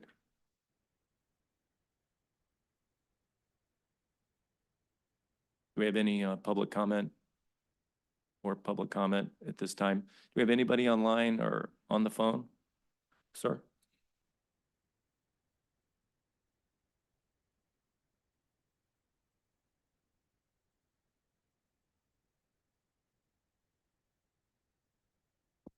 Hi, Santiago Segura. Hey, I just want to say that other than downtown looking wonderful and everything, which we do need, the safety of a lot of the people there, especially the kids from the art center. That you're right, the parking lot right there, it's really dark. Sometimes they're in practice till 10, 11 o'clock at night. And a lot of those kids drive themselves. So they have to drive to the parking lot where it's dark like that. Maybe you don't realize it, but if somebody gets hurt, guess what? Negligence, lawsuits. I mean, you don't like those words, but it can happen. I mean, you go through there right now and it's dark, super dark. Even in front of the art center, you go by there and even with their lights on, still dark. We need to do something like Mayor Robertson said. We need to address the issue. And I know we want to wait for this and that and that and this, but those dark parking lots need to be addressed. And I know I don't know how you can do it. You can maybe put lights like on the buildings. I don't know. There's gotta be a way to address that because, God forbid, one of these days, one of those kids gets hurt or worse. Because we keep saying, well, we gotta wait. Wait for what? Let's just do it. Thank you. Any other comments?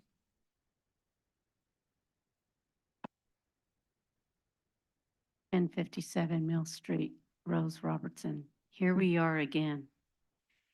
Years and years, we were here on how we were gonna do cafe lights. And I get we're cleaning up our high street and we're doing this and that. But here we are again. When we were trying to get cafe lights the first time, it was all the reasons why we couldn't do it. Here we are back again, all the reasons why we can't do it.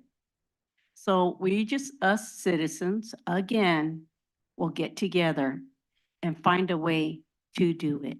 If that means we get cafe lights and we put it on our buildings and start with that, I didn't hear one time if they went and spoke to any of the business owners on High Street to start it off there and see if they would be willing to put cafe lights on the buildings, not across, so the fire station could get through still, but on the buildings. Cafe lights, LED light up pretty nicely, find a way, find somewhere to plug them, and then we can go from there.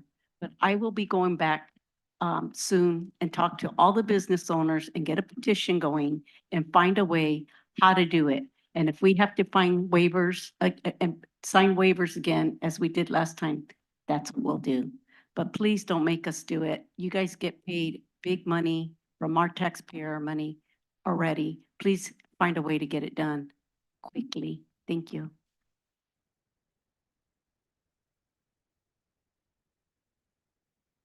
Louis Franco, 1064 Mill Street. Interesting discussion. I know safety is very important to all of us.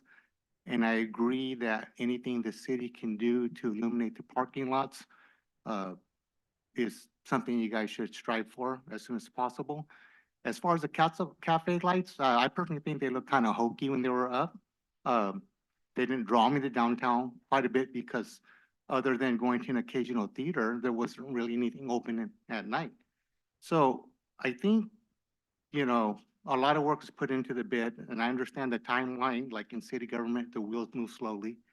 But I understand the timeline may not be to your liking sometime, but if businesses want to put up their own lights, hey, they have the right to do that. But as the mayor said earlier, that's PG&E out of their pocket. If they're willing to do that, fantastic, but then it looks hodgepodge. So I think as much as we would like to see downtown transform overnight, the reality is it's not going to happen. So you guys did a lot of work, you being the council, in setting up the BID. So let them do their job, let them do their role, and hopefully things happen sooner than later. And in the meantime, if there's anything you can do to expedite it, please, you guys do that. Thank you. Thank you. You have any other comments at this time? That will bring the matter back to council. This is a discussion item. Unless there's more discussion, we'll move on to the next item. Okay, we'll move on to item 6, consideration of an appointment to the Consolidated Mosquito Abatement District Board of Trustees. Mayor and members of the council, what you have before you is consideration of an appointment, as you mentioned, to the Consolidated Mosquito Abatement District Board of Trustees.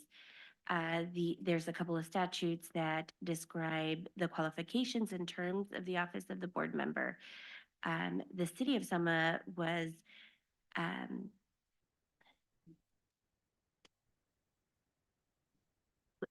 we were very lucky to have a representative for over 38 years. Mr. Pete Israelian really has dedicated and has shown his dedication to the City of Selma time and time again.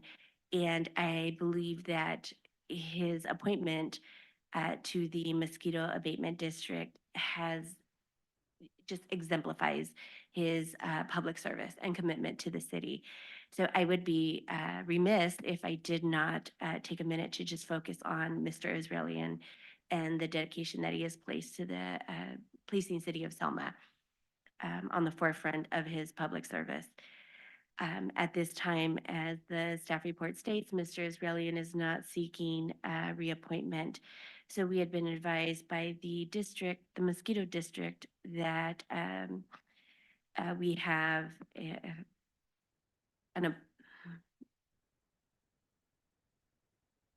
there's a current appointment available.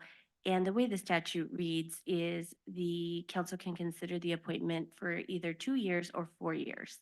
That is something that council may discuss and appoint. During the previous council meeting, Mr. Charles Smith stepped forward, and Mr. Smith is here. He stepped forward and discussed his eagerness to serve on the board. With that, if council has any questions for me or Mr. Smith, thank you. Thank you. Thanks for that presentation. Thanks, Mr. Smith, for coming out. Really appreciate it. You made 2 in a row now. Can you make it 3 the next one? We'll see. Thanks for coming out. Does council have any questions for Mr. Smith? Does anybody from the public tonight have any questions regarding this item? I completely agree that Mr. Israelian has done an incredible job, 38 years on the Mosquito Abatement District. And when we do the council request items, I'll definitely be requesting a certificate of recognition for his incredible service. But this agenda item has to do with Mr. Smith stepping up, hoping to step up to fill the weighty shoes, the large shoes of Mr. Pete Israelian. I read your letter and you are eminently qualified with your past, and I thank you as people like you who, give that extra knowledge to what you do along with your public service, and really appreciate your coming out tonight and sitting through this really long meeting to get to this item. From the city perspective, what do we need to do to nominate Mr. Smith? Do you need a motion and a second and a roll call vote to nominate Mr. Smith? That would be appreciated, yes, thank you. Did you want to say a couple of words before we do that, Mr. Smith, or are you good with us taking the vote? Okay. With that, I will ask for a motion to nominate Mr. Smith, Mr. Charles Smith. I'll to make take a the place motion. of Mr. Pete Israelian on the Mosquito Abatement Board as a member of the board. I'll second it. Call the roll, please. I have a real quick question before that. Is this for a 2-year appointment or a 4-year appointment? I would go for the 4 years. Yeah, I'd vote. The motion though. You're taking over for Mr. Israelian who's not going to complete his current term. He has completed, so this is a fresh 4-year term that's coming up, not a 2-year term. Okay? Actually, Mayor Robertson, if I may, so the statute states that the city council has the right to either appoint for a 2-year term or a 4-year term. It is council discretion. You're saying 4? Yes, I would vote for the 4. Yep, I'll second it. 4 years. You made the motion. No, she did. But you did. You Oh, I made made the the, yeah, motion. you made Okay. the first motion. Okay, I'll make the motion to approve Charles Smith for a 4-year term on the Mosquito Abatement Board of Trustees. And I'll second that. Call the roll, please. Councilmember Guerra, Yes. Mayor Pro Tem Joe, Yes. Councilmember Mendoza Navarro. Yes. Councilmember Treat Hill, Yes. Mayor Robertson. Yes. Congratulations. Thanks very much for your service, Mr. Smith. Stay in touch, okay? I'm sure I'll be seeing you at Sal's one of these days again. With that, we'll move on to our last item tonight, which is a public hearing item and second reading. It's the ordinance amending Title II, Chapter 2 of the Selma Municipal Code pertaining to the Selma personnel system. Good evening, Mayor, council members. What you have before you is the personnel rules and regulations. We've been working diligently on this one. So this is the second reading of that, as there is a change to the ordinance. The current rules and regulations was adopted in 1982, so it is well past its prime. It's time that we spent much time updating the personnel rules and regulations. We sent them to all of our bargaining units. All of our bargaining units is in agreement with adopting it. And again, what we have before you is the second reading. The ordinance requires a change in the municipal code because it does pertain, it has elements of the proposed personnel rules that are in the municipal code. And so there would have to be an update to that. Thank you for that. And this is the second reading. Correct, Okay. second reading. So it which would becomes be a public official after hearing. this public hearing. 30 days after this hearing, if it's approved. Correct. And this is a public hearing item, so I'll ask for any questions from the council before we open this matter up to the public for consideration. With that, we'll open up the public hearing to the public for the public's input on this item, which is the ordinance amending Title II, Chapter 2 of the Selma Municipal Code pertaining to the Selma personnel system. Does anybody have any input they would like to offer at this time? Anybody online or on the phone? Hearing none, we will close the public hearing and refer the matter back to council.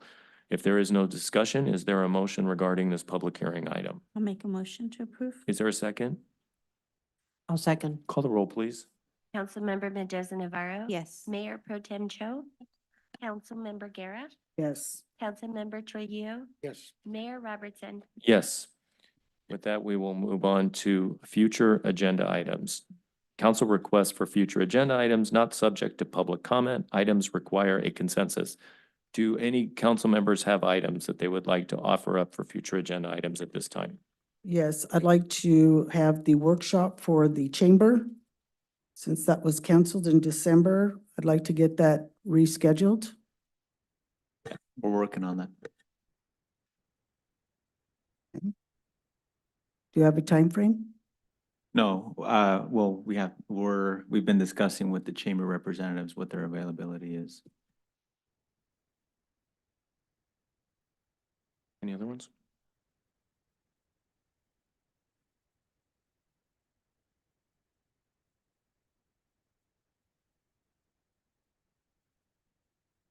I have several I'd like to request if no one else can jump in at this time. First, I'd like to propose a certificate of recognition for the Second Chance Animal Shelter for the great work that they did for the years of 2013 to 2023. I'd like to have them come out to a council meeting and be recognized in the future.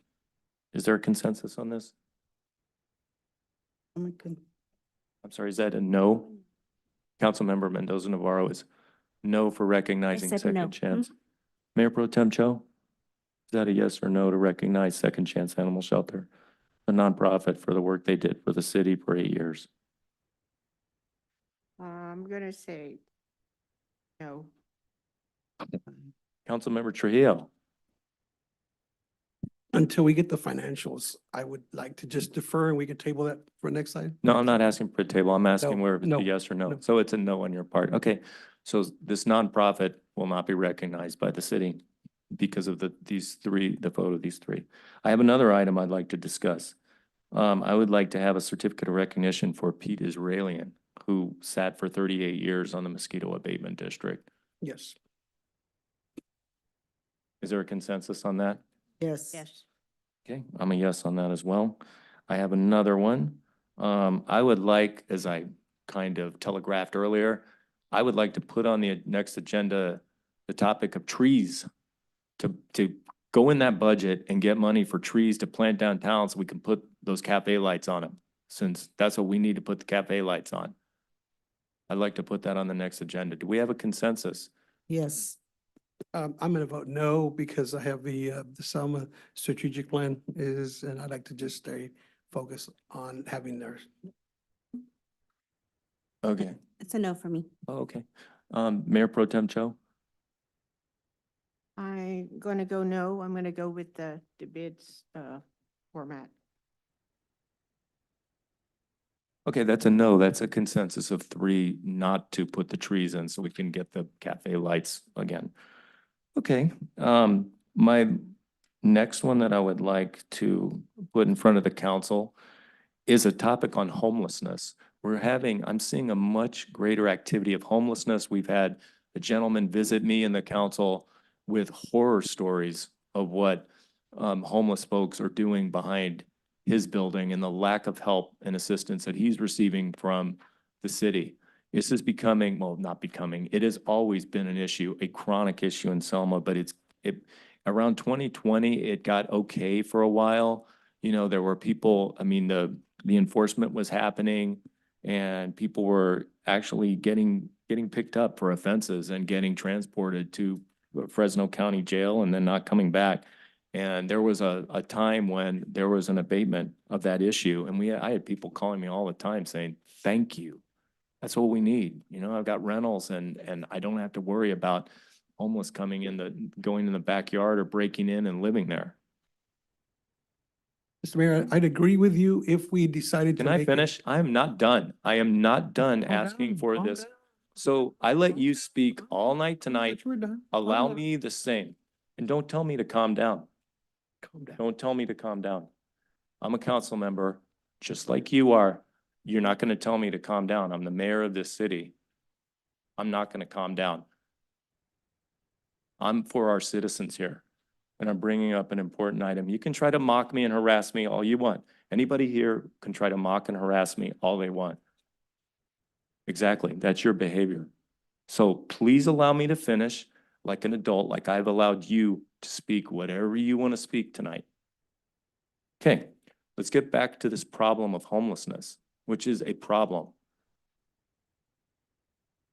What I would like to have is an adult discussion, an agenda item where we get someone from the county. We used to have that in the past. We used to have the continuum of care come here. I believe it was it Laura Moreno? It was someone who came to our city or zoomed in and talked to us about the homelessness issue.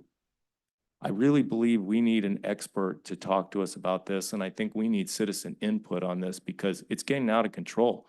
We've had homeless sleeping in the nook of our building. They're all around. They're in the park in the morning. And I feel badly for them. I really do. I want a solution. But, you know, I'm one person. We need to be able to talk about this as a city and raise this as an issue. They can mock me all they want because they want to minimize a problem. They want to ignore it. I want to bring it up. So with that, I will bring the topic of homelessness, which is affecting our city and our business owners downtown and all around. I want to bring that up as a future agenda item. Do we have a consensus on that? Yes. Yes. I will again, ask if we can get a multi-agency. And before we have this workshop, have the city staff get with all the multi-agencies to get us information so we could start tackling church groups, activity groups, get everybody together so we can have this meeting. I'll agree to that. I think a multi-agency effort should be on the table where we could start categorizing and analyzing how many homeless we have here, where they're from, we can get the data. So I will agree if we go and have a multi-agency, direct our staff to get a multi-agency together, get some reports, come back to us, and we can have a workshop. That's what I'll agree to. Okay, so first you mocked me and now you try to delay this very important topic. I don't know what you just said. Mayor Pro Tem, are you a yes or no on having a future agenda item on homelessness? And that could be bringing stakeholders in. That would be the details that staff would arrange, such as MAP that we have here in city and continuum of care. I think basically if it's a problem, we should be thinking of the solution. So to me, getting some, like agency that can help them. You can't, you can bring it to the agenda, but if you have no solution, what is the purpose of that? Because you're sweeping under the rug and you're not looking at it. You're just delaying it just like you did the cafe lights. We're just gonna talk about it. And us business owners are gonna get nothing done on it. We're tired of this. We're tired of this.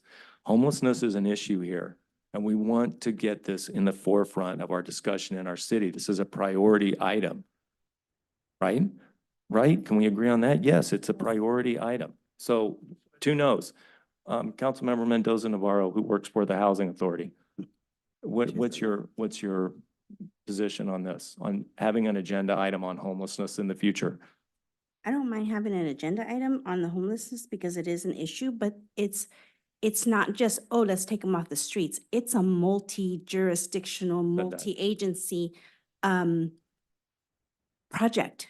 I actually am part of the Fresno Madero Continuum of Care, and I have monthly meetings for that, and I have bi-weekly meetings with other strategic agencies. So it's not a problem just here in Selma.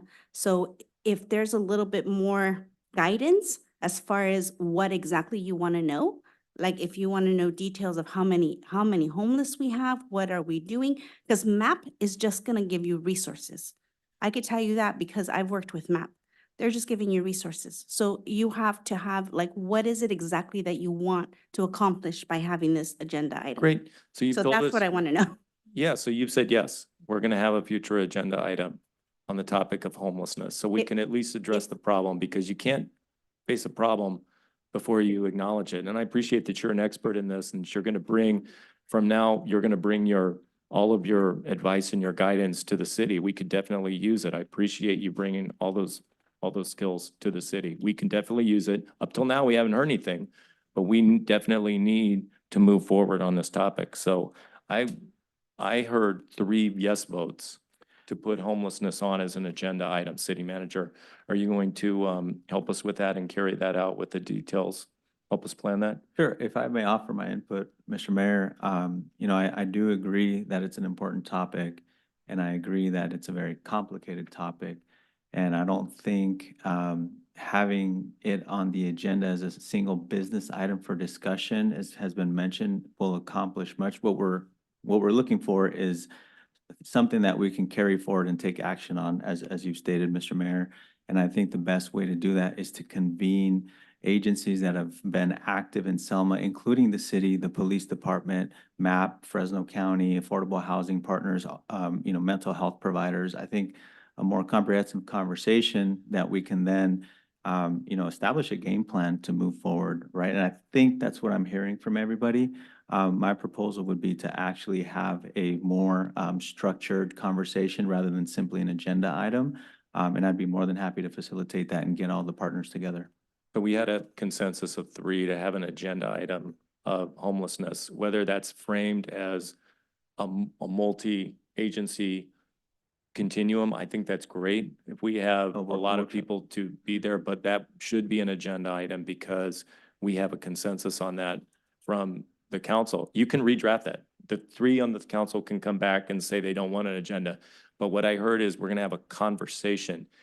What we're doing is failing right now. What we're doing is not getting the job done. We need to face this issue.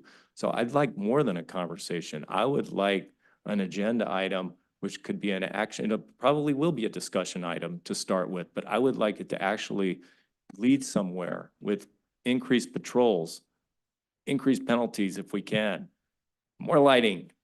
You know, we need to make progress on this because I mean, we're downtown business owners, we live here.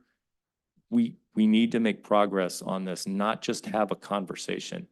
This is not a conversation. We're beyond conversation. Now we need to talk about this and we need to have the various stakeholders, or that's a very good idea, city manager. I appreciate that. I think that's really good to have. But I think to reinforce the seriousness of this item, it needs to be an agenda item, even if it's just a discussion item or a workshop item. Yeah, absolutely. We can schedule a workshop. I think the point was the city's not going to tackle homelessness on its own, right? And I think we need to have all the resources that we can possibly leverage to do the additional lighting, additional patrols, additional resources, additional money from the state level, from the county level, from every possible level we can have. So, you know, it's just more efficient if we have a workshop type structure so that everybody can attend and have a longer conversation. Because if we have it part of a council meeting agenda, we're going to end up, you know, dragging the rest of the agenda for other business out far too long to really have a meaningful discussion, is my opinion. But what I heard, Mr. Mayor, is that a workshop would work just fine from your perspective to have that conversation. I just want something that'll work, something where we actually face the problem and do something about it, because we're not doing anything right now. I think honestly, taking the discussion is the first step. That is the first step because we can't keep brushing it under the rug. We can't. That's the bottom line. We have a serious problem. We get so many complaints from citizens. They put everything on social network. It's terrible. Not only are they just bashing how horrible our public safety are, that they do nothing. We need to start coming back and saying we are doing something. So yes, discussion, getting resources together. We have to be we have to be part of a solution, not part of the problem. And we have to tackle it. We have to. Because if we don't, it's going to get worse.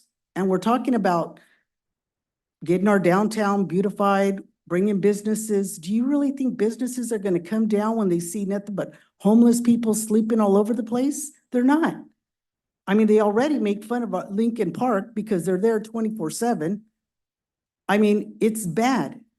And I'm sorry if I got to be the bearer of bad news, I'm going to say it because it's got to be said. Well, case in point, remember when that house went up in the neighborhood? Yeah. They were building that house. There was a homeless guy I living think there. we're getting a He little moved too in. far into discussion of the actual item of homelessness, and we just need to keep in mind that this is for future agenda items only, and we don't want to violate the Brown Act. Okay, thanks. So the homeless guy moved in to a house that was under construction. That was a problem. It is a problem. And now we're talking about building 300 new homes. We're getting And into the weeds a we bit, do and this is not just a want to have. request. This is not the an problem that agendized can keep item, Mr. moving, Mayor, that so I will think only we get should worse given the probably city's move on. plans. Thank you. Thank you. Departmental reports, city manager? Thank you. So just a couple of items, and I know the police chief is going to mention this, but I attended the open house at our Animal Services Center on Saturday. And what a wonderful job our team has done to bring that place up to par where it needs to be able to service the animals. Also, just real quick, on Monday, February 19th is President's Day, and City Hall will be closed and our city council meeting will be held on the 20th of February that day. Thank you. City attorney, Nothing to update. deputy city manager Keen? The major items I think were brought up tonight, so no further updates. Thank you. Administrative services director? No update. Thank you. Community services director, Amy Smart. Of course, I have something to talk about. Good evening, Mayor and council members. Just a quick FYI for the public. T-ball registrations are currently open and will be open throughout the month of February. So if you have kids who would like to play T-ball, please contact our office. And in addition to that, we also have a show opening up this weekend. And Matilda will be opening up in April. So we hope you guys will come join us for one of our fantastic shows. Great. Pinocchio's son was amazing. It's a great production. Thank you for that. All right. Fire Chief Jordan Webster. Mayor and council, just one program that I wanted to share with you this evening, and just take an opportunity to recognize one of my staff members. Division Chief Donovan Fulner had a vision about a year ago in providing free community CPR to our citizens. And through his efforts and persistence, he was able to receive some grant funding in partnership with the Selma Hospital District, or I'm sorry, Selma Healthcare District. That funding is going to provide for a total of 8 courses, 2 of which are going to be in Spanish to the citizens of Selma. And it's a total of 72 free CPR classes that's happening. Registrations can happen either through our phone number, through our administrative assistant, as well as through our social media. There's a link there for people to sign up for that. The first class is, I believe, full, and it's scheduled for February 17th, and the rest of them are on a calendar on our social media. Thanks, Chief. Thanks to Chief Fulner, too. It's amazing. Great program. City Clerk, Public Information Officer, Raina Rivera. Mayor, council members, members of the public, there are 2 upcoming projects that I'd like to report on. The Valley View Storm Drain Project. This project duration is set for about 4 months, and it looks like it's scheduled to begin near February 19th on or around, of course, with weather depending on all of the construction that we have going on. This project will include 4 phases with detours for the project area, and we hope to have those detours posted in the near future. The other project is our Highland and Rose project. That project start date is contingent, of course, on weather and some Caltrans requirements. That project is approximately 30 days and will require only lane closures on Highland Avenue. So there will be no detours for that. Further information will be posted soon. The Caltrans project, the freeway, some exciting news to share with everyone. So Caltrans is scheduling the last phase of the project in March. This is the shortest phase of the entire project, and that is by design, as this phase will close southbound 43 and the floral off-ramp. So we are working with Caltrans to discuss the detours that will be posted soon, and we hope to have more information to council, not only to council, but our website and our social media. Last but not least is the Golden State project that is also in its final stage. That is all. Great, thank you for that. Okay, Public Works Director. Thank you, council members. A lot of stuff going on right now, but real quick, I have a couple of new employees. We have hired or put an offer letter out for a supervisor for public works, so we're excited about that. From what I understand, he has accepted that offer, so that's a good thing. We also have the new custodian, who we were vacant that spot since February. That gentleman started Monday of last week, so we have a full-time custodian now. And we've also hired another maintenance worker one. We currently are going through and cleaning out all of our storm drain infrastructure with a piece of equipment that we rented from Haker in Tulare. We'll have that for probably a couple of months while we're cleaning everything out. We'll be then CCTVing everything to show the integrity of our current infrastructure. Not sure what to expect. We've seen some intrusion on some other videos pre-cleaning. So kind of excited to get that done and see what exactly is going on with that. Real exciting news. I think the most important thing is that we have put Salazar Center RFP out to advertise last Friday. It should run its first run in the paper this Wednesday. Wednesday, it will be the second running, and then we will go to bid. So that is going on right now. And we are working on lighting. Great, thank you, Director. Police Chief Alcaraz. Good evening, Mayor, members of the council. So I just wanted to kind of thank the community for showing up on January 31st to recognize our brother Gonzalo and honor him and his memory and kind of dedicate the memorial to him and show his family the support that he has, especially within the brotherhood. So it was really awesome to see as many departments as far away as Southern and Northern California that came up to honor Gonzalo. The young man absolutely deserves that and so much more. Secondly, on January 20th, we had a shooting in the 2600 block of Whitson.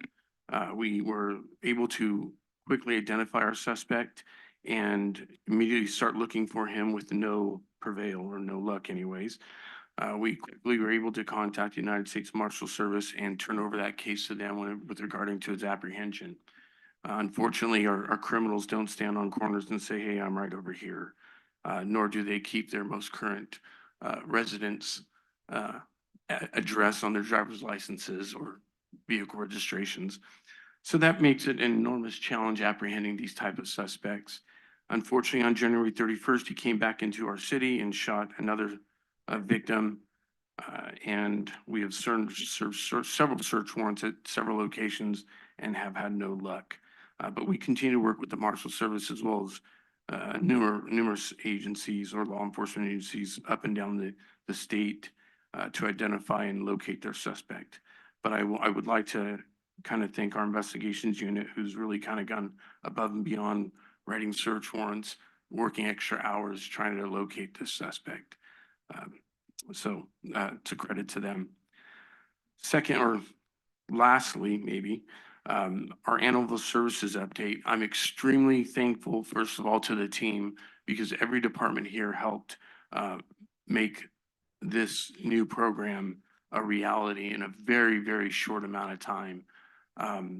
especially Public Works and your personnel, Mike. I mean, they were just phenomenal. They really took ownership in creating the best environment for our animals and for our employees. And I definitely could have done it without you, and your team. And so please, I owe them some more donuts or pizza. But I really, really want to thank them because they really went above and beyond. Um, Additionally, what I'd like to say is Saturday's open house was, I think, an enormous success. Um, I think we microchipped 52 animals. We handed out 83 free pet IDs. One dog was adopted and 2 dogs were transferred to rescue partners. I think what a phenomenal event, great turnout, great response from the community. And I'm very, very thankful to Terry, Angela, and Sally and their team for putting this all together on top of all the other things that they did to get this program up and running. And I know that, there's a lot of Monday morning quarterbacks, but, we do the best we can with what we have. And I think that our team we have a phenomenal team, the best in Fresno County, and I'm excited for the future as we move forward with animal services in the city of Selma.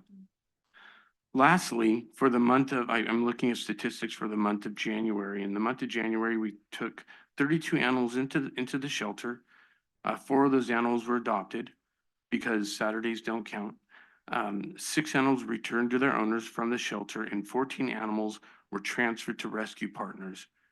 So currently there are 5 dogs and 1 turtle at the shelter.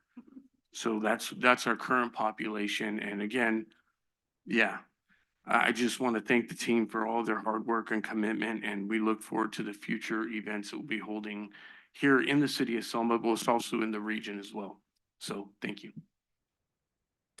Okay, council member items, Councilmember Mendoza Navarro. Yes, and Chief, I believe that the turtle got reclaimed. I think the owner came and was gonna come pick it up. That'll be February stats, Councilmember. Got it. So I attended Fresno COG, and one of the things that they talked about was we were awarded some money through the carbon reduction program. And so there were 8 applications that received funding, and Selma was one of them. That was for the Rose and Mitchell bike routes. Also, they had they were asking for volunteers to be on the Safe Route to School Subcommittee. So there was 8 cities that volunteered, and I was one of them. I also met with the chapter. It's the Senior Mobile Home Park. They just started their own chapter under the GSMOL, which is the Golden State Manufacturing Owners League. And they had nothing but good things to say about Deputy City Manager, that he's been very helpful. And so I just sat and listened to what, they were about, what they were asking, and just, get some information. And there was a lot that I ended up learning in the couple hours that it was there. And I mean, all I said is I don't make any decisions until staff brings me whatever it is that I need, that we need to review. But they did say that they're working with the city. St. Joseph's held a surprise dinner for all of the ministry leaders. And so that was really nice. It was really surprised. I got there prepared with my pen and paper to take notes, and they're like, "No, we're feeding you. Thank you so much for all you do." So that was really nice. I did attend the memorial for Officer Gonzalo Jr. And one of somebody, I'm not sure who mentioned it, but yeah, the speakers we couldn't hear. So, but it's okay. I mean, it was more of, just the presence there was felt. And I literally heard like, look, and it was his little brother was like really staring at the monument, and it was just really beautiful. I was able to capture that picture. So it was just really touching. I did attend the City of Selma Animal Shelter Center grand opening, and I hadn't had a chance to be there before, and I just didn't get a chance to. But I really made it a point after I dropped off my grandkids to go, because if I took my grandkids, I probably They probably want all the dogs. But I had got a chance to meet Terry and her staff. And it was really, good to hear like what they're about and their knowledge and all of that and all their different partnerships that they have and all the different, community outreach programs that they have. I did, have a conversation, or while we were there, Karen from West Side Shelter, was asking Chief if he had anybody on staff that was bilingual or that spoke Spanish because they needed help to translate. They offered free spay and neutering for 2 dogs, for a family that had two dogs. One of them was a really big, I don't know what kind of dog it was just a big dog, and the other one was like a little Pomeranian. And so, I volunteered to interpret, but, I actually tag team with, Officer Mares. And so we ended up, being able to communicate to the family with the importance of, spaying and neutering. And so it was really nice and, it was just something that was really, good to see, all the community come out and everything. And I did while I was there, because I think a member of the, public mentioned about the body cams. And so Officer Bades was wearing his body cam. And so, and there was another officer that was in the back and he's wearing them. So I know that they're good. And I did ask an officer that I know that I work with in Madera, and he said that we got the top line of body cams. So he was kind of jealous. But thank you so much. That's it. Councilmember Trujillo? Yep. First of all, I'd like to commend the police department for the great memorial. Great job. I'll be coming back in the near future to ask to see if we can get a couple of certificates for some people in regards to that. I'd also like to, commend the animal service. They did a good job and, it's good. And I really appreciate their hard work. In the future, I'll be doing a walkthrough. I didn't do it Saturday, but I know it was a great event. A lot of my friends called and said there was a great, in regards to, I have, and I didn't want to do a council member, agenda. I'd like an update on McCall and Dinuba streetlights. See where we're at. If you guys could just put that on there and just give me an update when you guys do your reports. Also, Didn't we already do agenda items? this is not agenda. They're gonna just do it's just an update. You said agenda item. I said an update. Did I say an update? You said agenda items. If we're gonna do agenda items, we should do it at the proper time. If you want an update, are you clarifying you just want an update? Can you please clarify your comments, council member? I think I heard that you just wanted them to update it on the department reports, correct? I heard agenda item. So what is it? Which one is it? We'll provide a department update as requested. Okay, my next one, thank you. My next one is to get an update on Amberwood in regards to whatever company is coming in. How many low-income housing? I was told that there's all gonna be low-income housing. So if you guys can get, I don't know how wet, I know it's 0, but I'd like an update because someone said we're just bringing in low-income housing. So I can get an update on that. Also, I'd like an update on Ed Cashin's projects that are coming to Selma because we're gonna be doing the Clarkson lift station. I'd like to know how many how many low-income housing is coming for the seniors to Ed Cashin's project. I'd like to please bring that in my attention. Just for clarification, can that be part of Yes. the community development update? Yeah. Okay. Yes. Last one, I think this is one of my residents in my district has brought a concern to me in regards to it is Dockery and North Hill. So for the last, 4 or 5 months, we've had a little bump on the road, but now it's going from one end to the other all the way, and it's a big bump. So if you guys can, I think engineering should probably get involved with that one. And that's a concern that's been brought to my attention. So if we could have somebody take a look at that, I don't know how you guys want to address it, but that would really appreciate that. And all in all, I want to thank our staff. I want to thank everybody that's come out and everybody that comes in, gives their feedback, good, bad, whatever it is. This is your community. This is us, right? We get elected to come and give our information and ask the information that we have to ask. Granted, it looks kind of, a little bit strategic where, there's different things going on, but I really want to commend our staff, every department head. You guys, we really appreciate everything, all the hard work you guys are doing, everything you guys are doing. Keep it going because this community, there's so many developers, so many people looking into this town because of the fact that you guys are having the standards so high. And I really appreciate that. So let's not forget that. So for that, I commend you guys. I commend the community, even the negative, positive, whatever. But I commend you guys and I thank you guys for that.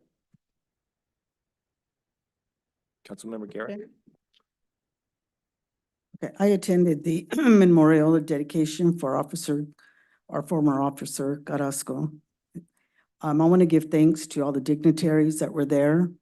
Our Fresno DA, Lisa Smith Camp, Fresno Chief Police, Paco Baldamara, Fresno Board of Supervisors, Steve Bandel, Parlier Mayor, Alma Beltran, and then also our Reverend from our St. Joseph Catholic Church, Adrian Arabello. He did the actual invocation, so it was really special. Most importantly, the Carrasco family for being there with all their family. It was very, very emotional, and it was hard for us to stand there and look at them without tears coming down. But one thing that Mr. Gonzalo Carrasco stated is that he was very appreciative of all the support that the city of Selma has given to him and his family, and that goes a long way. So I want to thank everyone for that as well. I also attended one of the bid meetings that was for the stakeholders, and we did speak to Jen and Mr. Walker in regards to what the city wants to see. From my understanding, they stated that they weren't going to be part of the lights. That's what she made clear, that the bid wasn't part of the lights, and that's why I continue to bring it up, because that is something that the city will have to continue to work on to get that up. And, like we stated earlier, we want to get it done as soon as we can. And then on a personal note, I just want to state that the Knights of Columbus are having their 9th annual fish fry dinner. The tickets are $15. They're going to be on first one is February the 16th and then March the 22nd. I will be having tickets in my office if you want to purchase them. And then on another personal note, my daughter Balaguerra was getting her script award today. She has a GPA of over a 3.8, which I was not able to attend, but I'm really proud of her doing everything that she does to keep her grades up. So, oh, and then just another thing, Super Bowl Sunday, go 49ers. I'm not a 49er fan, but I hate the Chiefs. Mayor Pro Tem Cho? Yes, hi. I was at the memorial also. It was just so nice to see all the other officers from the different counties and the cities, total respect and love was there. So it was a really good feeling for all. I did attend a San Joaquin Valley air pollution meeting, and so this is brand new for me because I had to go to that. The board, it consists of 15 members and 8 of them are county supervisors. And there's actually 5 city council members on that board. And it's a 3-year term. It's elected by the board. And 3 of them is from small cities, 2 of them from large cities, it's 100,000 or more. The range on the San Joaquin Valley thing, it went from Modesto to all to Bakersfield. And it's like include 59 cities is represented on this board. So that was pretty interesting to see. I did also attend the Selma Animal Service Center. It was open house and it was really nice. They were really organized, very clean. They did the chipping for the dogs that day, and it was really good to see. I commend the chief and all the staff, putting that together in a short time. And I also appreciate all the other staff, city staff also, for doing your job the best way you know how or what you work for. I appreciate that. Thank you. I also attended the Officer Carrasco Memorial. It was very touching and very moving. And I really appreciate all the citizens that came out and took time off from work to come out and participate in that. And just to say thank you to Officer Carrasco for his ultimate sacrifice. It meant a lot. I loved seeing Max, Officer Carrasco's young son, who kept dropping his little stuffed elephant, poor guy. And he was just such a trooper there. And it was amazing to see him at the memorial dedication along with the Carrasco family members. I was, instead of going to COG this month, I was attending the California Association of Sanitation Agencies, the meeting down in Palm Springs. And it was very informative and very educational. I want to be able to speak intelligently about SKF and about our sewer wastewater because as Council Member Mendoza Navarro said, she said the future of Selma is in the hands of SKF. So I want to learn as much as I can. I'm not saying that's yes or no, but I certainly want to research, and I think it's very important that we know as much as we can, and I'm looking forward to that joint meeting with SKF and looking forward to what we can come to an agreement about there because they are certainly an important part of our city providing the wastewater treatment. And they are not even close to capacity. They're at 48%. So I think it really makes sense to learn as much as possible. And that's why I'm a board member, to learn as much as possible so that we can facilitate this new construction, not just residential, but commercial as well. And I also look forward to clarifying where this new construction will happen, especially the traffic impacts on one of the rather larger projects that's coming in. That will be something that the city absolutely needs to talk about. And if anyone has driven by the old Stillman and driven by that 1,000,000-gallon Cal water tank lately, what a great place that would be for a Costco, wouldn't it? You're already there. I mean, it's 43. It would not create a traffic impact.